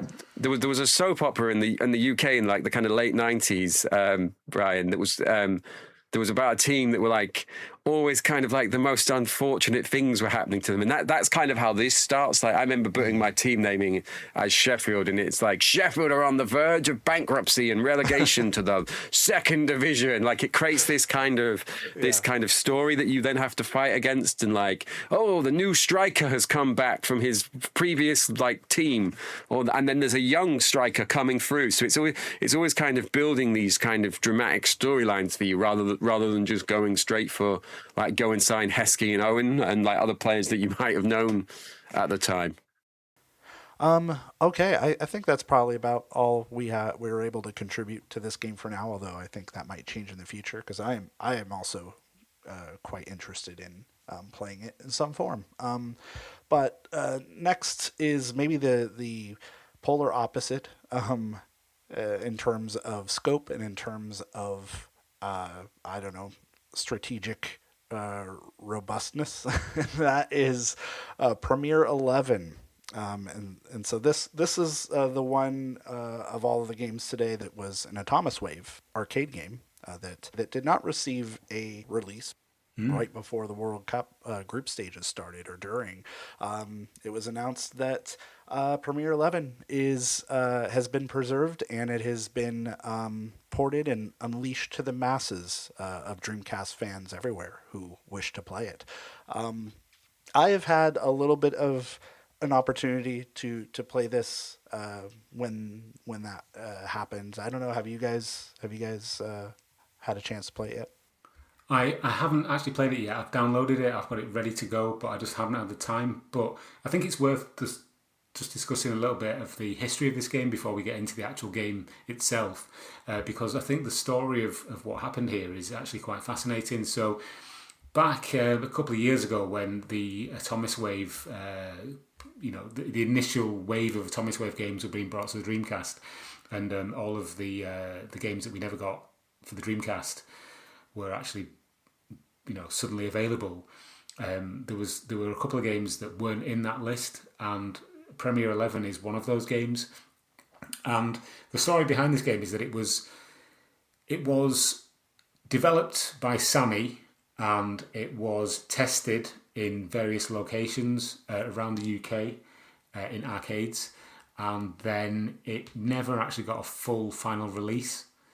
And it was one of those kind of mystery games. Did it get released or did it not? Was it a prototype? Was it not? Then the actual cartridge showed up on eBay. I think the guy was asking about £10,000 for it, $10,000. And it just became one of those elusive games that nobody really knew a great deal about because nobody was really sure if it ever actually came out, even though Sega released a load of promotional material for it. And I went down this major rabbit hole of trying to investigate whether or not this game actually came out. I spoke to people from Sammy who said it did, but it was only a test release. And then it all went a bit quiet. And then obviously fast forward to 2026, as you said, Brian, a couple of weeks ago at the time of recording, the game has now finally been dumped online and is fully playable on the Dreamcast. And I think one of the things that made it stand out to me was that it had Virtua Striker vibes, but looked like a more consoleized arcade game. And it was just the fact that we couldn't play it that kind of held this magical allure, if that's the right term, for me. I still obviously intend to play it when I get the time. I know you have played it, but I have watched some video reviews from channels such as friend of the Junkyard, VG Esoterica, who did a really good video on this game. And, even though I was really excited to play the game, having seen it running and read some of the other people's opinions that, have played it, it seems like it's actually not as good as we originally thought it might be. So it's a little bit disappointing. I still, like I say, I'm repeating myself, but I still need to play it. But it's an arcade football game, very much in the vein of Virtua Striker 2. And that's where we're at the moment with it. So I know you've played it, Brian. What did you think? Well, so I guess what I'll say is, adjusting expectations for something more along the scope of, of course, a straight arcade port, which is naturally not going to have a lot of different modes. I think the singular mode that you have available is like a 16-team tournament, I believe. And all the matches pretty much go immediately. There's I don't even know if there's injury time, or if there is, it's like 15 seconds or something, and then both of the halves are like 2 minutes apiece. So you don't even really have time to establish a rhythm to the match. What I would be very interested in is if there's like dip switch settings or something where you can go in and extend that, because I really do feel like the game doesn't play awfully. In fact, I maybe enjoy the feel of it at least as much as Virtua Striker. And as you mentioned, it like maybe has a little more of a modern presentation in the fact that it's like zoomed out a little bit. It actually gives you a few more options for setting formations and doing and also like tackling. Right, you can both do standing challenges and you can do full go to the ground tackles, slide tackles, and so it's it feels decent to play. It's just the structure that you have to work within that isn't much. There just isn't enough there. So it's really hard to try to get off the ground with any sort of momentum. So yeah, it's a game that I maybe enjoyed for an hour or so, and then I think I don't know if I'll ever go back to it. It was a nice novelty, and I feel like a lot of these releases that we hold up for years and years, and then they eventually come out. What's the other one that kind of struck, like the Castlevania Dreamcast? Castlevania Resurrection. Like that one, I think just had such a mystique, and we had all salivated over those screenshots for years and years and years, and of course it was canceled, and there was a bunch of behind the scenes drama from that kind of built up and kept it in the zeitgeist among retro game fans over the years. And then and then eventually when it did come out, it was like, okay, this is kind of cool to see these areas in motion, and but yeah, I can kind of see why they cancel it, and then I haven't touched it since. So this is going to be kind of like that for me. I think I've said it already 3 times, but I definitely want to play it. I mean, I think massive kudos has to go to is it Dimps on the Dreamcast Talk forum, who has done the vast majority of the work to release this. And there are various different flavors of the GDI they've released, which have got different game lengths. So there's one that's like where the game is 20 minutes long, and there's one where the game's 10 minutes long. So you do get a little bit extra time. I didn't know that. Actually, okay. Yeah. Nice. So there's different versions available. So that's really cool. And again, it's just a real sort of shows the power of the community, I suppose, if you want to call it that. Kev, have you sampled this one yet? No, only in video form. I always find it interesting, like this kind of the testing that arcades would go through with these games. It'd be interesting to see like what this maybe would have been if it maybe been more successful, because I presume it wasn't particularly. Otherwise, they would have potentially pushed on and fired it out there in a more extensive way. Yeah, I just shout out to whoever it was that sold an extensive amount of Giant Killers copies to go and purchase this and then to release it for everyone else to play.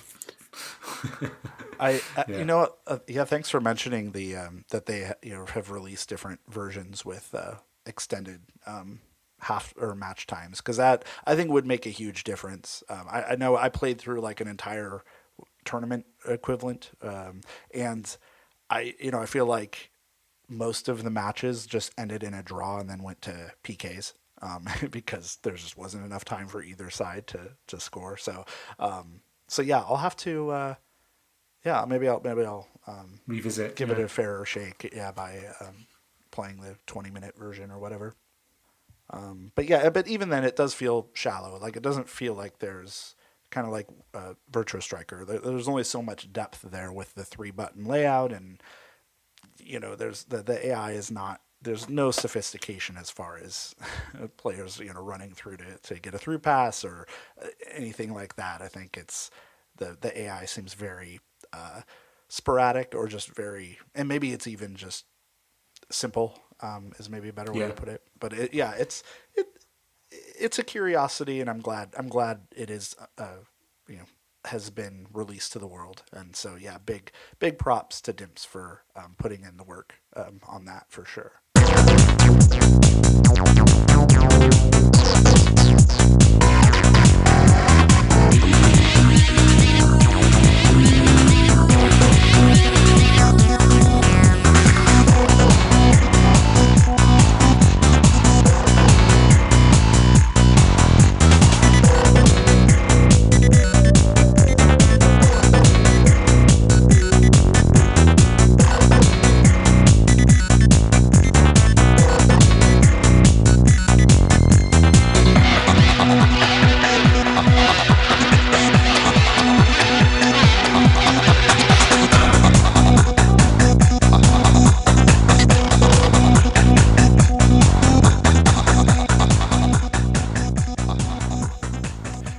Okay, so I guess we go into... I guess we have kind of the trilogy at the end, the Silicon Dreams trilogy of football games, as it were.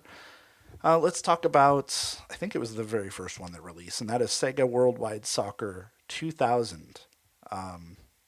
What do you guys got on this?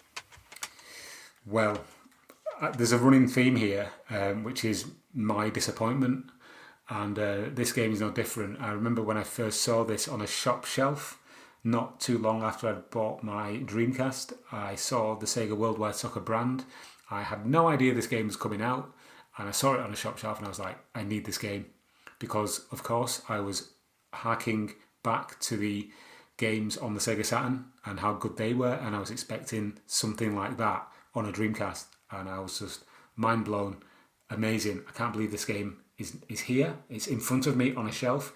Bought the game, got it home, put it in my Dreamcast.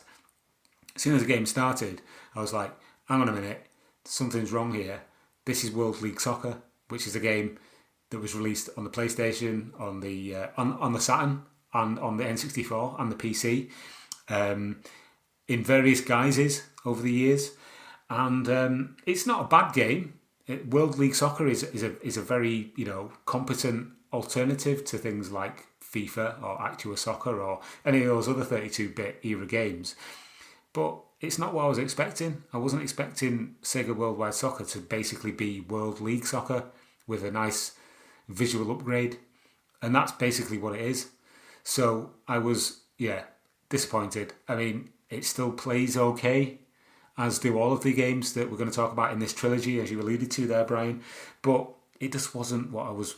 it wasn't what I was expecting. I was expecting a full-blown Sega Saturn, remake of the old Worldwide Soccer games, and just to get this was a little bit of a kick in the teeth, to be honest.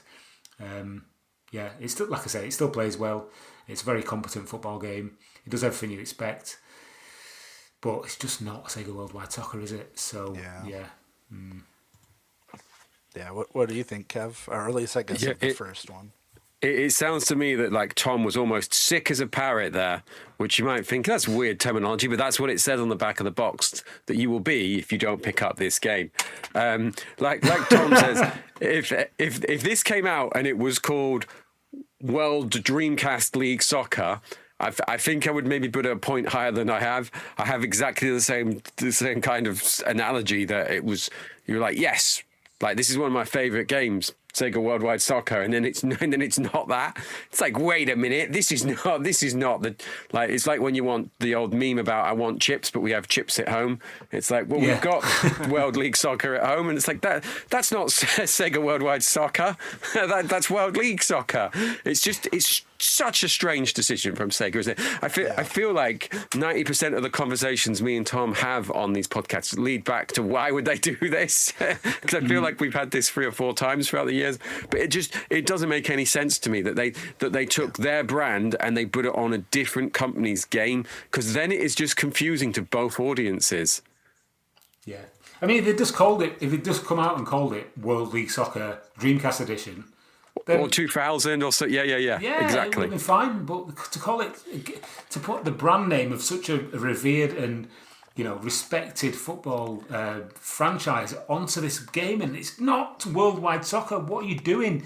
So that just left a bad taste for me. And it's like even if they were saving money, they could have just called it Julian Joachim's World League Soccer 2000 to be like, look, we can't afford Michael Owen, who's kind of similar to him but plays for Leicester. I'm like, there we go, Julian Joachim. Tony Cotty's retired. We've got this new guy. It's like it's just. Cotty, yeah, it's just strange. It's just strange. It's not a bad game, Brian. It's not a bad game by any means. It's one of the ones that, even looking on the back, the football feels massive in this. That's. I'm like, I remember this now. The football does feel gigantic. So it's like a beach ball, isn't it? It is like a beach ball. It's a good looking ball. It's very similar to the Adidas Tango, but I'm like, I forgot that was it's like a size 7 rather than a size 5. It's like an oversize. Yeah, I had to divorce myself of all of the expectations that this was going to be a continuation of Sega's own, Saturn games. And so, I mean, obviously, I don't know who the announcers in this, but I mean, you're going from Gary Bloom and Jack Charlton, right, in '98 to Dream I don't Team. know who's it here. I can't remember off the top But of my head. I should know these because because right. I use a lot of the sound bites from this game because I don't think the commentary especially on the one we're going to talk about in a bit. I don't think the commentary is that bad. Oh, and it's got some like halftime analysis and some stuff like that. So we'll get into that because I do think these games got progressively better. Well, certainly between the original and then the next one we're about to talk about, which. Well, let's start with the critical reception here, and then we'll move on to Euro Edition. But how was the original Worldwide Soccer 2000 received, Tom? Okay, so ODM UK gave it 6 out of 10. DC UK gave it 7 out of 10. And then Dreamcast Monthly gave it 8 out of 10. And then Dreamcast Magazine gave it a score of 62%. And this is what Dreamcast Magazine said in their mini review. It said, "Yet again, we find Sega shooting itself in the foot by producing a totally substandard sports game for which it has no excuse." So yeah, damning words there with that score of 62%. So yeah, I kind of agree with that. I was disappointed, but the disappointment didn't last too long because then they released the sort of semi-sequel, which I'm sure you're just about to move on to, Brian. Yeah, let's go for it. So yeah, they did. I mean, I'm not sure how much time there was in between these releases, but they did expand the offerings quite handily with the Euro Edition, and it ended up being a fairly robust effort. And I think they also didn't they like speed up the play speed and or at least give you different options for that pacing, and they just tweaked a lot between the two. I feel, then they released a Euro Edition. So I don't know what your guys' thoughts on how successful of an improvement that might have been. This is the one Brian mentions. The back box of this blurb. It does read like when you're in trouble with your boss and you do corrective work, because it's like greater attention has been paid to the player models. There's a new arcade mode, and then it also says a great new speed slider that allows you to choose the speed of the game and a whole host of new features. It does read like an apology. Yeah. Well, I think they needed to make one, to be honest. And to be fair, this game, if this was an apology, then it was fairly successful. I think it's not a AAA football game, if you want to call it that, but it's an improvement of the original. And it was released, I believe, to cash in on the fact that the 2,000 euros were happening at the time. So yeah, you've got a whole new front end. New gameplay modes, slightly tweaked visuals, better commentary, more international teams, and it's just a slicker presentation all around. I think plays a lot better as well. They improved the goalkeepers, which were really poor in the first game, and it's a really sort of good average game, to be honest. It's one of the better ones for the Dreamcast. I remember the loading times, this is completely not relevant, but the loading times were really long, I remember that. And also it had a really bizarre intro sequence, like FMV, with this like young lad with no shoes on, kicking a football around in a small courtyard, which I just thought was quite odd. With the guitar...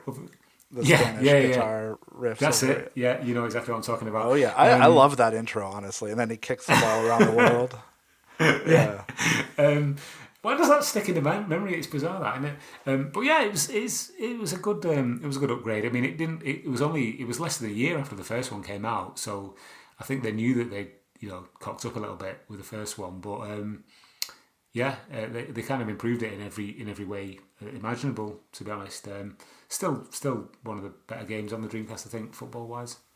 Yeah, I mean, I enjoyed it a lot, just revisiting it recently, and I thought it was interesting. Maybe the other Worldwide Soccer 2000 also had it, but just all of the local or all the regional leagues that were represented. Maybe not. I don't think they had licensing for like team names and stuff, but it was kind of fun to see, some MLS representation there, at least at the time. So yeah, I don't know. I thought that was like how the robust offering for that was pretty cool. And then just play wise, like it felt very fluid. And I honestly, the sped up play honestly threw me off guard a little bit. I couldn't help but, because the players would still like just take a lot of steps faster, because their strides were the same. So it would feel like they were running to like sped up footage or like something like Benny Hill. Like I would just have like the yakety sax theme playing in my head as I was playing it. So I did have to turn down. I did kind of prefer the slower pace, speed, and then once I got that balance, I think it felt really good to play. There's some weird little glitches in there, like where I seem to remember there was one glitch where when you would shoot, just take a shot at a goal, it was like the player was kind of like it would like spin around, like he would shoot the wrong way, but the ball would still fly towards the goal. It's hard to describe it in words, but when you see it, when you first see it, you can't not notice it every time it happens after that. I think some of the volleys happen like that as well, don't they? The players facing the wrong way, but it goes towards goal, if you get me. Yeah, yeah. Some little sort of just careless little glitches like that, and obviously other things like the goalies have like arms that kind of bend in like really odd, unnatural positions, so they just look bizarre when they like dive and save the ball, but their arms are like sort of bent like behind the body, things like that. It's just like attention to detail, but otherwise it does play pretty good. It's probably the best version of traditional World League Soccer that you can probably get. Because obviously it's an evolution of World League Soccer, and this is as far as it went, as far as that particular engine went, before they kind of really overhauled it in the next game in the trilogy. New haircuts too, according to the back of the box. So that's all important. Oh wow! Well, I mean, it's a must buy then. New mullets. That's a bit like when you were at school and the teacher would be like, "It must be 50 words," and you'd be like, "What can I add on? I've only got 46. New haircuts." So there we go, nearly there. It's like, why did that make the final copy? It's like, we needed the spacing. Yeah, I think my only big knocks against it were, I mean, and again, like you can't, because it's a completely different series, like you can't, the branding just kind of belies it a bit, but it is a comparatively muted effort, or as far as like aesthetically, like the stadiums are a little bit less lively, the everything on the pitch is just a little bit dark-ish, or dim. And so, I don't know, just comparing that to even some of the other games we talked about today, I feel like the worldwide soccer games were maybe a little bit more on the muted side. I think the key term with certainly with Worldwide Soccer 2000 and Euro Edition, obviously we're holding them up against the best on other consoles, so on the PlayStation and the Xbox. The thing that they have above the other games that we've mentioned today is that they were competent. Do you know what I mean? They were perfectly competent football games, whereas some of the other ones were absolute dog stinners. Yeah. So they've got that going for them at least. Yeah, but what they don't have going for them is the fact that they have Carling as a sponsor on the backboards in the stadium, and I don't know. That detracts from the experience significantly for me. What? Because it's just dog water. Yeah, exactly. Is this the one I always forget? This is the one that had James Richardson doing the intros to the games? Oh, now you're asking. I can't remember. I've not played it for a while. Because there's one of them where he literally just does like, "We're here for the game now. We're now over to," and then he hands it over. So he's got like maybe 20 lines in like the entire game. That's just always there. He offers nothing else other than saying, which obviously they'd gone for that kind of Channel 4 type of feeling vibe. But I always think that's your way for Dream Soccer, but I've just quickly checked the back of that, and it's not, because they list the commentators on there. Yeah, the one thing I remember with the color comment is that the difference between the announcer and the color commentating recording quality is very different, and it sounds like the color commentating was kind of recorded in a tin can with like a really shitty microphone, and so it's a little jarring to hear it that way. At least that's one thing that I remember that kind of stuck out. But yeah, overall, it seems like a pretty solid effort. I certainly enjoyed Euro Edition a lot. Where do we think? Fun. Tom? Where were the critics on this one? Yeah, so pretty positive overall. Official Dreamcast magazine gave this one 7 out of 10. DC UK gave it 8 out of 10. Dreamcast Monthly 7 out of 10. Dreamcast magazine UK gave it 92%, and even Digitisers popped back up again, gave it 6 out of 10. So considering they gave 2s and 3s and 4s to the other games, then this is that's pretty high praise indeed. This is what Dreamcast magazine said about Sega Worldwide Soccer Euro Edition. Talk about overhaul. The semi-sequel to an originally lackluster game totally changes everything. It's simply one of the most fun footy games ever, and ever is capitalised. So you can see that they mean business there. So, yeah. Wow. They were really impressed by those new haircuts, weren't they? Yes, absolutely. Yeah. Either that or they never played ISS. Yeah. Cool. Well, that brings us, I guess, to the follow-up, which ditched the Sega Worldwide Soccer branding entirely, but was also a Silicon Dreams effort. I believe this one was also published by Sega, though, right? And that would be UEFA Dream Soccer. I guess playing into the Dreamcast name a little bit. I rounded out the trilogy, and it had, I think they expanded it even more. They included some really unique modes. They had women's teams. Yes. Or at least international teams. I don't think they had women's club teams, but it was a very robust effort. I think they tweaked some of the play settings, and I'm not quite sure if it retained everything that Euro Edition had, but I think they slowed the game down a little bit, which I was fine with because I love that pacing.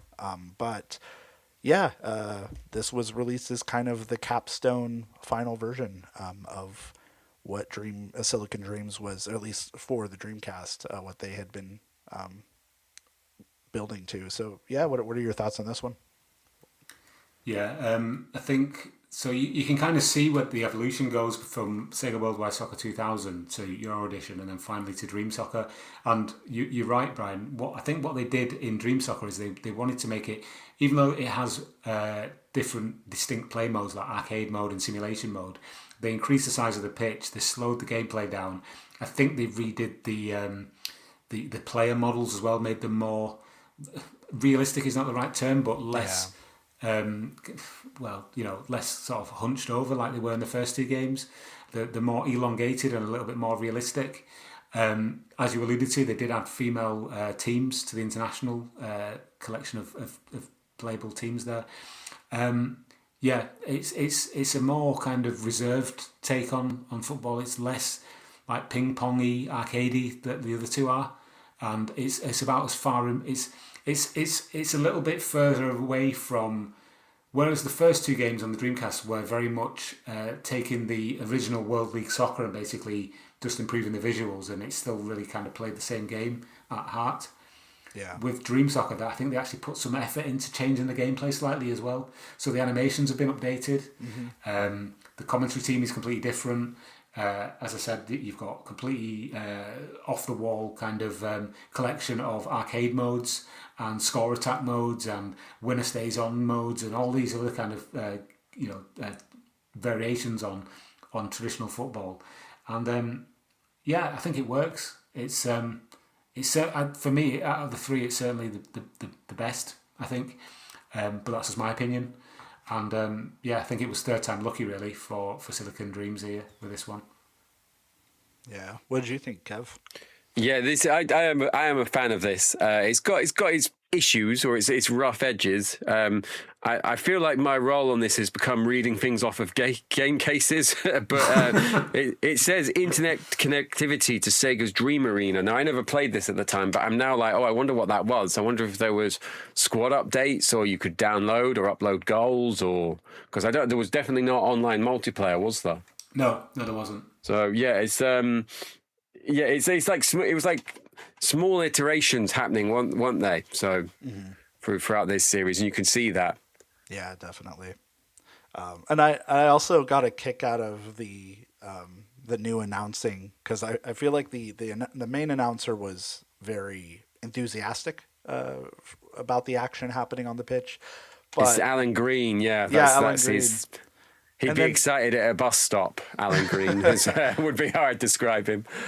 Because diametrically opposed to that was the commentator, which I also don't know the name of or who it was, but it just sounded like they were bored, like incredibly bored the whole time. Which is very fair to say. Considering you don't know neither of these two from their kind of careers in the UK, Brian, you've described them both perfectly. So just hearing them back to back after, whatever, it was brilliant, just fucking brilliant. Tom might be able to agree on this, but the commentary feels like they had never met each other, worked together, and they were recorded entirely separately, and they never heard each other's recordings. They're just like they're just complete. I'm sure this is the one where if you hit a shot. Alan Green's like, he was all fingers and thumbs, the keeper. And it's like, well, what's that even mean? Because he saved the shot. It's like, it doesn't matter what he's using, Alan. And then, he'll say something and then it'll cut to Barry at halftime and he'll be like, well, the goalkeeper needs to play better. And it's like, well, this other dude's not shut up about how great the goalkeeper is. It's just like a complete mishmash of just like stuff that is picked off the disc to play. I thought it was quite cool how they had Helen Chamberlain kind of introducing the matches like a sort of in the studio kind of. Yeah. Now we're going to hand over to the commentary team. I thought that was quite novel, and also I did like the cut scenes that play. Incidental cut scenes like where the referee might be given a card or something, or there might have been a foul and the players are kind of like gesticulating about whatever's happened on the pitch. So I thought that was interesting, using like the in-game engine like close up. I thought it was a nice touch. You can see this on the back of the box, but was one of the things I remember at the time being strange. The tunnels that the players come out on this for a lot of the stadiums are absolutely massive. Like you could drive several buses through them. So they're obviously either like they were struggling to get the models to come out of or they for some reason they've just not done the stadiums with like a kind of accurate sizing for that feature. Yeah, I don't know. Maybe they're set in the States, so they're all NFL stadiums. NFL size, that are currently hosting the World Cup. Yeah, because you could drive a few trucks through those probably. They got to fit the mascot and whatever animal accompaniment, whether the birds, like the osprey flying. Yeah, it's for if someone ever unlocks the secret mode where they'll bring on a 10-foot bird mascot, like in Virtual Striker, he has to come out that tunnel. Yep. Good times. So how was this received, Tom? Okay, so mixed scores on this one. Slightly, some of them lower than the previous game in the trilogy. But ODM Official Dreamcast Magazine UK gave this one 5 out of 10. DC UK scored it 6 out of 10. Mm-hmm. Dreamcast Monthly gave it 8 out of 10. And Dreamcast Magazine UK gave it 91%. And this is what they said in their little blurb. It says, "It's third time lucky for Silicon Dreams, as this is by far and away the best of the football games they've done." So, high praise from Dreamcast Magazine UK there. And I tend to agree with that, to be honest. Yeah, same. Yeah, and it is interesting just tracking, across the same outlets across all three of these, where, OD or Official Dreamcast Magazine UK would have given the first one a 6, then a 7, and then a 5, like the worst score for Dream Soccer. But I think we read so much into review scores, like forgetting the fact that it's like, well, context and the everything kind of changed like those paradigms shifted a bit with the standards that were increasing with FIFA and other football titles in between, that even if they feel Dream Soccer is a better title, the landscape was kind of shifting around them and those expectations were changing, year to year. So, they were kind of grading everything on a curve, and that it doesn't necessarily mean they liked it worse than their first Worldwide Soccer. It just means that, the context changed around it. And then also just a lot of times just different, like I said earlier, different people just review it for the same outlet. So they're just naturally going to have different opinions on what they're doing. So I feel like sometimes we get really caught up on reading a lot into review scores where really they've always been bullshit, like always have been. They've never meant anything. So, always got to take it with a grain of salt. But seems generally favorable for the Silicon Dreams football trilogy here, and I feel like I generally agree with those positive sentiments. Absolutely, yeah. So now that we've talked through all of the Dreamcast footy games, let's just go real quick and kind of we'll talk about where we would place these. So say these are all entering a tournament, maybe along with something along the lines of like a World Cup for football games, right? And then maybe there's some ISS stuff in there, maybe Sensi's in there, maybe the later PES games, FIFA, the whole mishmash of however many 64 teams, how many start the tournament? Oh yeah, 64, yeah, this time, yeah. Yeah, so say that these are all just amid all of that grouping of how far do we think each of these games gets in that tournament starting from that. So we'll just go one at a time real quick, and we'll go back through maybe just in order that we talked about them. So we'll go back to Virtua Striker 2. How far does that go? Last 32, I think, gets out of the group stages. Well, that's really? It. Nice. Yeah. Okay. I feel like it may not even qualify for the tournament. So for me, there'd be a team that's been in the World Cup, but it hasn't been for like 40 years, and they'd never scored a goal before. And people kind of like them, and they've got like an interesting goalkeeper, and the coach is crazy. Like it's got that kind of vibe. Not the best team, but they've got a few elements that you're like, I can get behind that.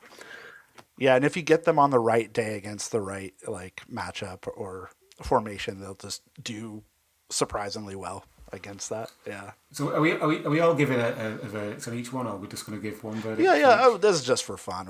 We don't have to come to a consensus on these, but yeah. So I don't know, group stage-ish, and then maybe Tom, you think they maybe squeak out of possibly squeak through, get third place, and then end up in the last 32, but then get demolished by Norway or by Sensible Soccer.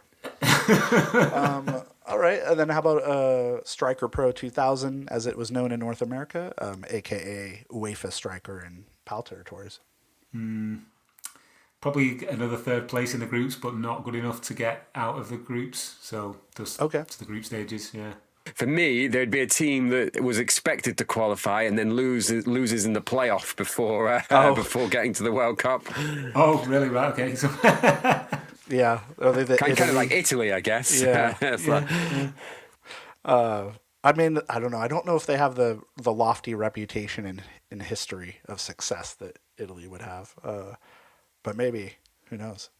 Yeah, I think they barely squeak through. I think they, and then just get their asses handed to them by not even, it doesn't even have to be like one of the big 8 or whatever. It can just be, I don't know, Canada or something. Just knocks them out. 90 minutes. Oof. How far is that? How far are they going? It's Tunisia. This team. It's no goals, no points. Yeah. If they even get to the World Cup. I was going to say, did they stay home? Yeah. No. Yeah. They didn't. They didn't qualify. That's it. All right. Sounds about right. Unless Kev, you have other ideas.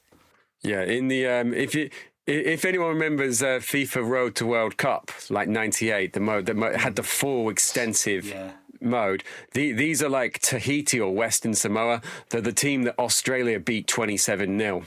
And they didn't use, like, when they play them nowadays, they don't bring any players over from Europe.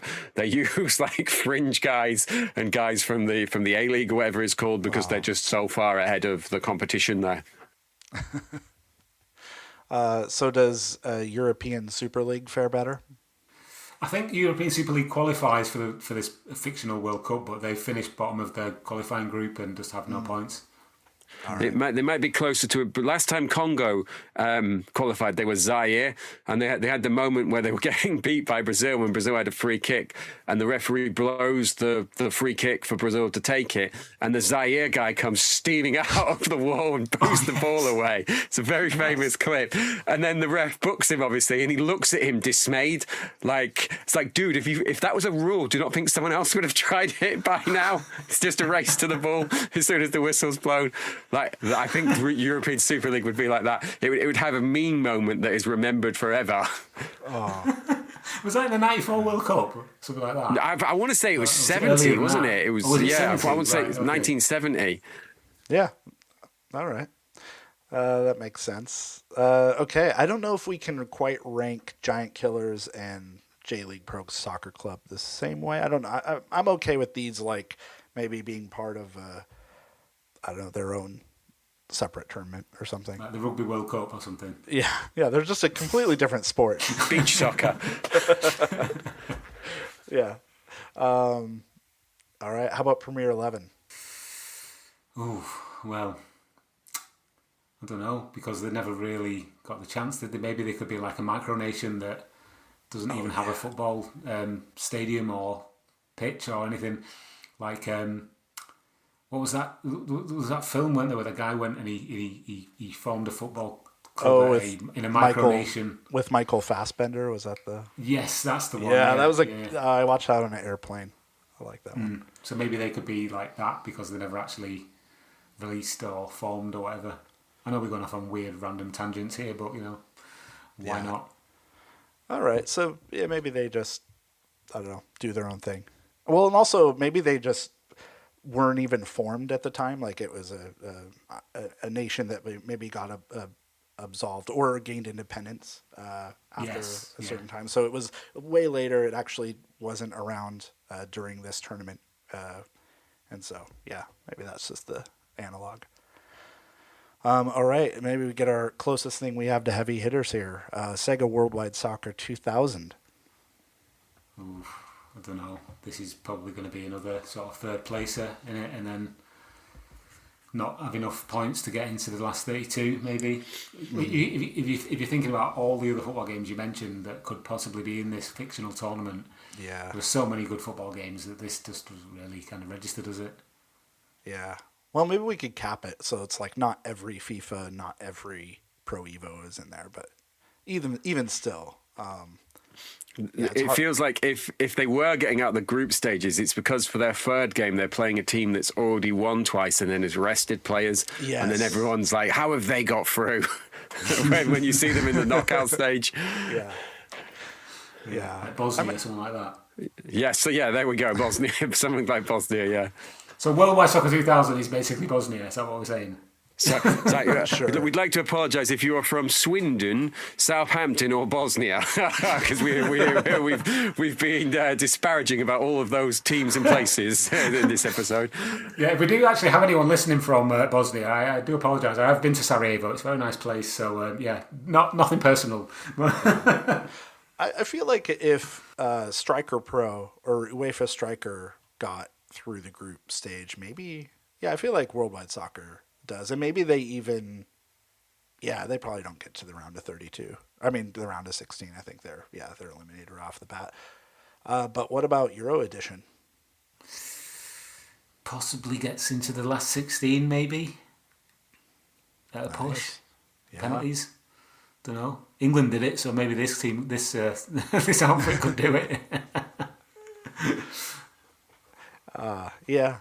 Kev, do you have an opinion that's different than that? Yeah, or maybe it's like Belgium. It's not quite there, but there's a lot of parts that you feel should be better than they are currently doing. So So and Belgium have just got through to the 16, haven't they? But everyone's now just expecting them to get knocked out. So I don't think so. I think they're going to go right through. I mean, without Balogun, I mean, we can't score. I think they're going to. I don't know. Well, we'll see. I guess by the time this releases, we'll actually know who won. But I don't know. I'm expecting Belgium to continue through. On my home turf of Seattle, of all places. But is it really as well? Is that where it's being played? That's where the match is. Yeah. Okay. Seattle Stadium, as FIFA had mandated it blandly be called instead of the. They change the name every few years. I think. What's the actual name of the stadium? It's a Lumen Field. It's just an energy company. Okay. So I presume this is because FIFA won't recognise that sponsor because they've not made any money from that particular sponsor. Exactly. Probably. Yeah, there we go. And that leads us to our final entrant here, and that is UEFA Dream Soccer. How far do they get? Yeah, look, it's not going to be any of the big hitters, is it? I think maybe quarterfinals, maybe. Yeah, they pull off a couple upsets along the way. Yeah. But they stumble at the quarterfinals stage, I think. I know Kev's probably got some really colourful kind of commentary on this. So I was going to say maybe they're like Ghana in 2010, where it's like they've been wronged in some way, but they were the people's favourites. But Luis Suarez is somehow cheated the UEFA Dream Soccer.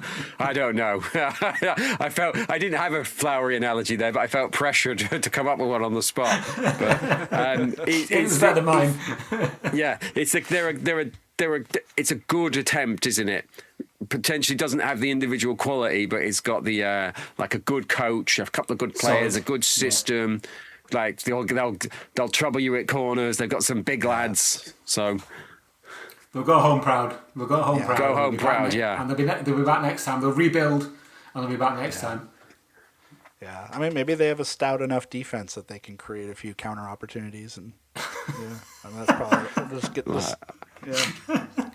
Well, they'll get knocked out by a penalty that you're like, ooh, I'm not sure if they should be giving that. It was right on the edge of the box. It was right on the edge of the box. That type of vibe, yeah. Yeah, or maybe they are the USA of this tournament, where it's like, they had a pretty good run, and then a bullshit red card, and that stymies pretty much their prospects after round of 32 or round of whatever, however far they get. Cool. I think that's all we got for that. I guess we can just. I don't know. We don't need to mention Sports Jam, do we? I guess we just did. Sports Jam has a couple of the mini games. Yeah, mini games. We play as a goalkeeper, or you take shots against free kicks. But it's not really a football game, is it? So no. It is fun though. I actually had a good time. It is very fun. Yeah.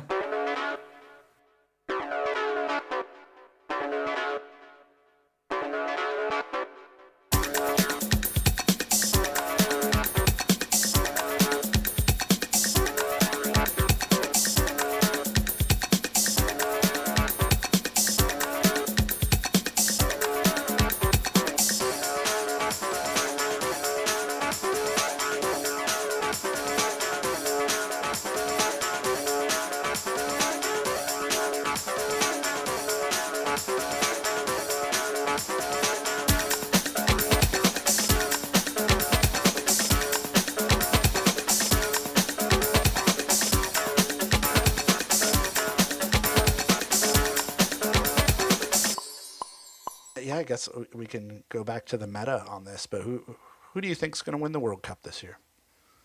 Ooh, in real life? That's a really good question. I would put my money on either France or Brazil at this point. I think maybe France out of the two. Nice. Possibly Argentina. I mean, it's I was going to say maybe so Argentina's probably up there with how they've been playing. Yeah, but certainly, I mean, obviously this is going to come out after England's game on Monday morning at 1 a.m. So I would imagine that we'll be out of the tournament by that point against Mexico.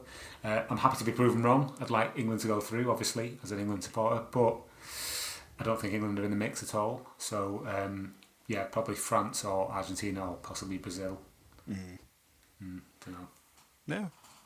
I've got a different choice. One that I think's being missed, and that's Spain. Because I think with their possession system and the heat, I think most people would possibly say France when we're recording this, but I don't know if you play against this Spain team and they've got that relentless, always having possession. I just think that's going to be magnified if someone gets them on a day in one of the stadiums where it's hot. So.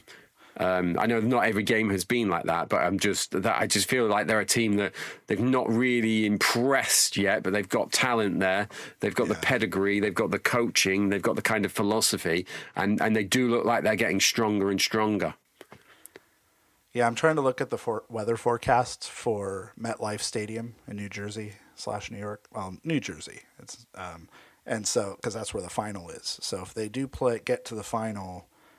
They're in a heat wave right now. It's 101 or 38 right now, actually. So that's wow.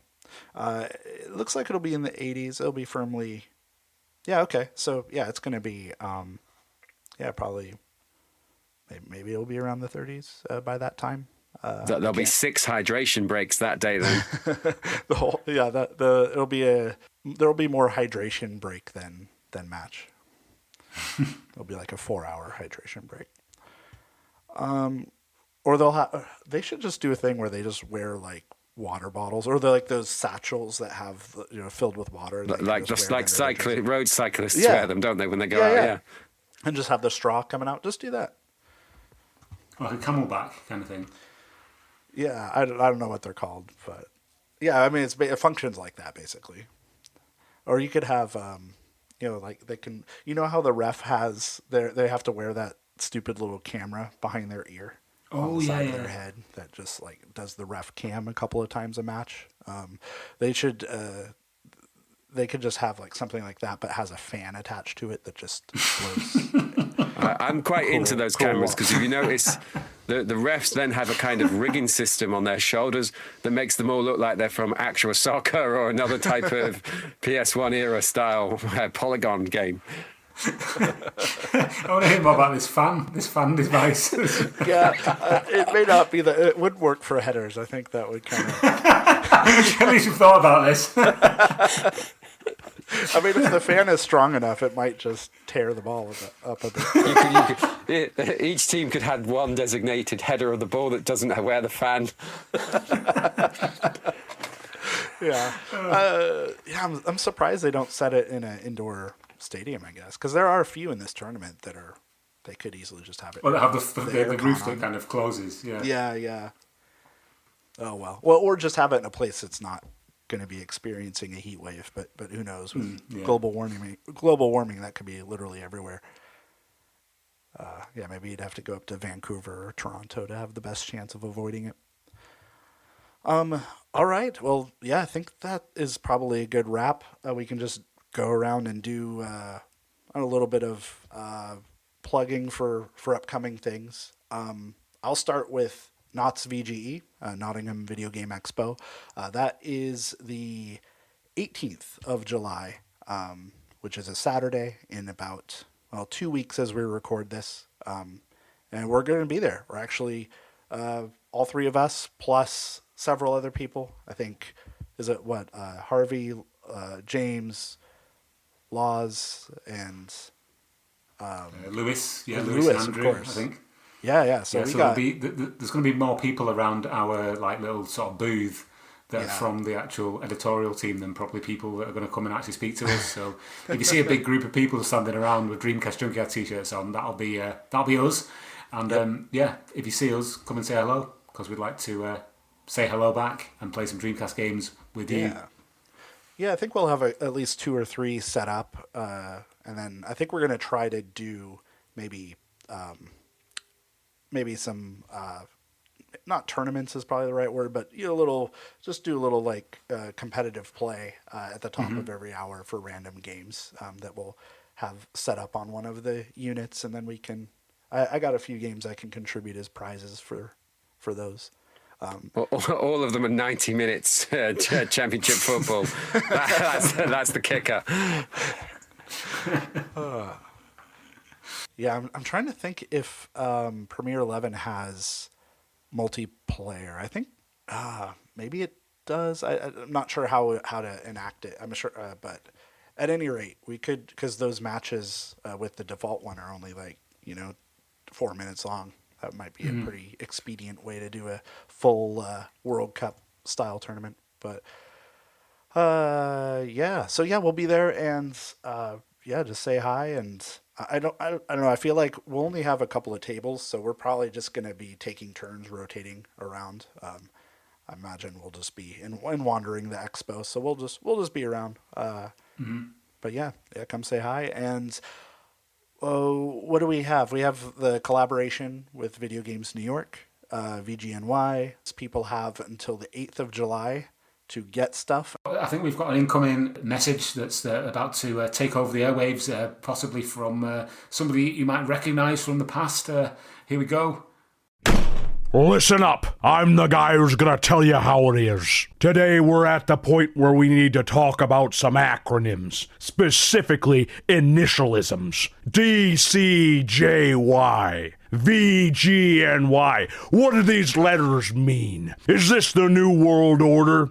No, it means a limited release of video game merch. Hello, in terms of legality, my voice may be similar to a former governor of Minnesota, but that's not important right now.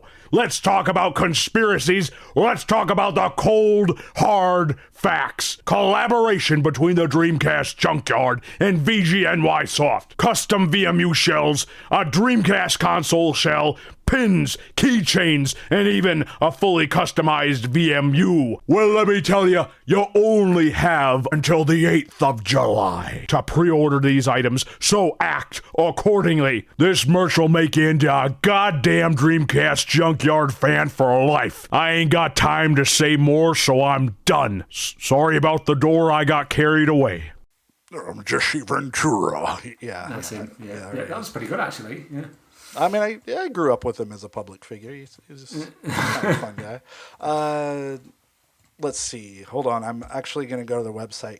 So it's vgnydc.myshopify.com. And so that includes keychains, includes entire shells that have a 20th anniversary Dreamcast Junkyard design on it. The VMUs in a variety of colors.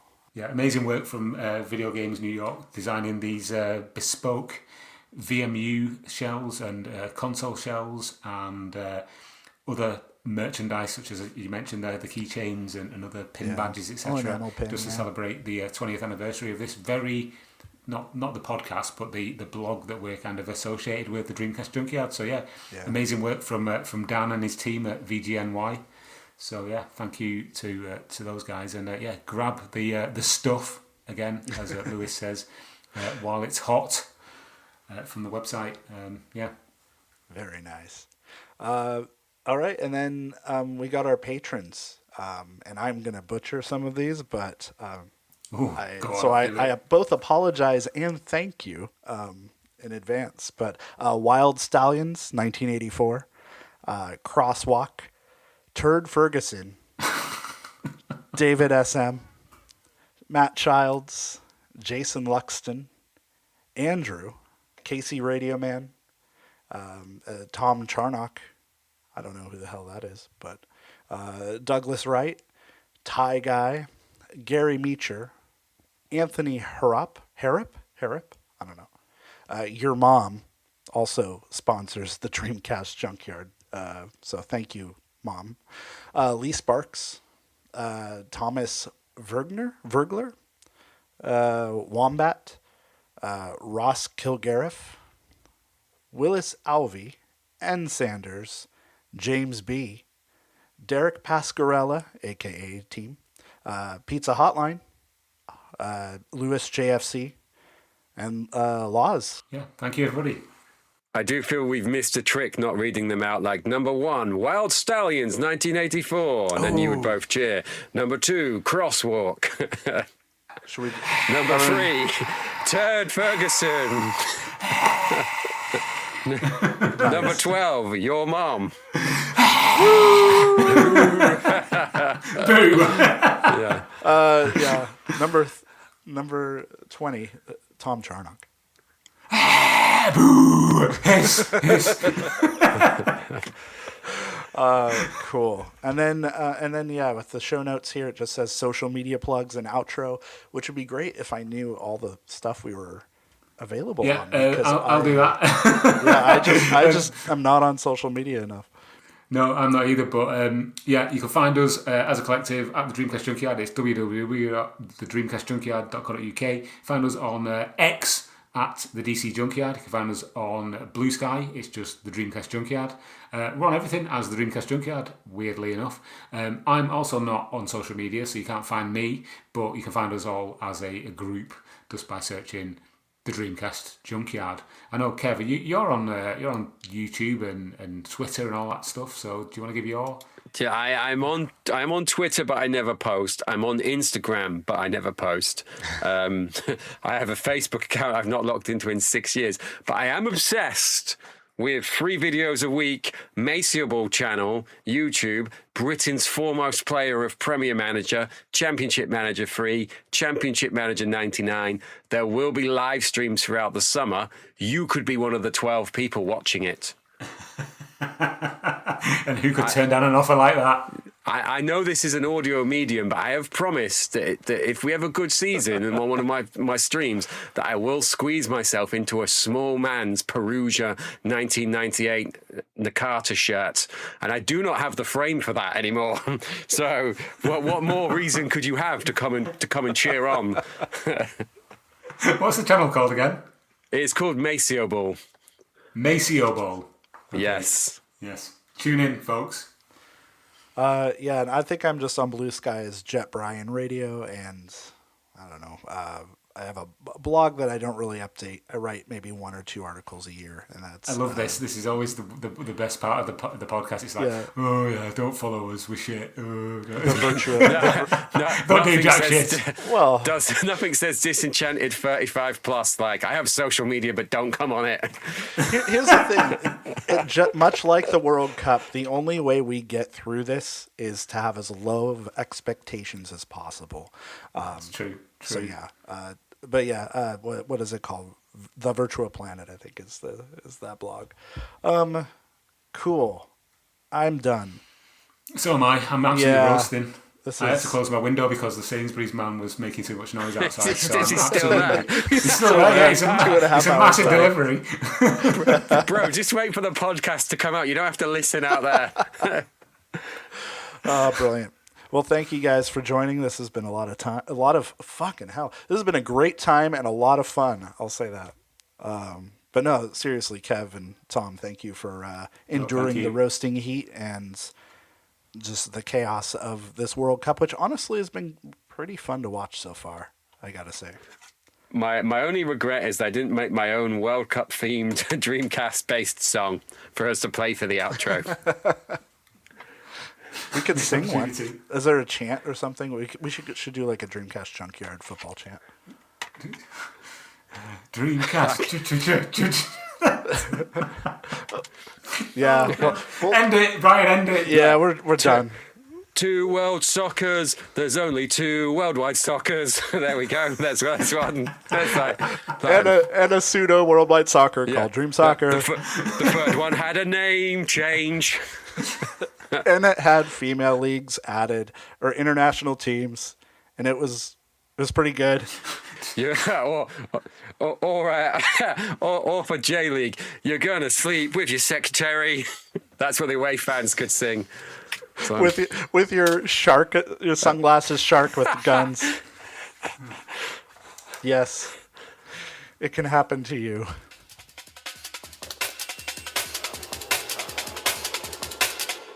This is the Dreamcast disc. This is the Dreamcast disc. This is the Dreamcast disc.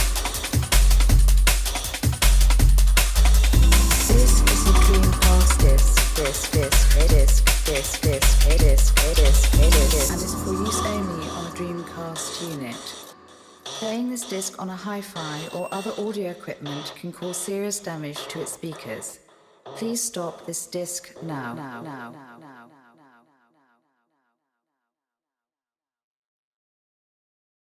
There's only one football, and it's wrestling.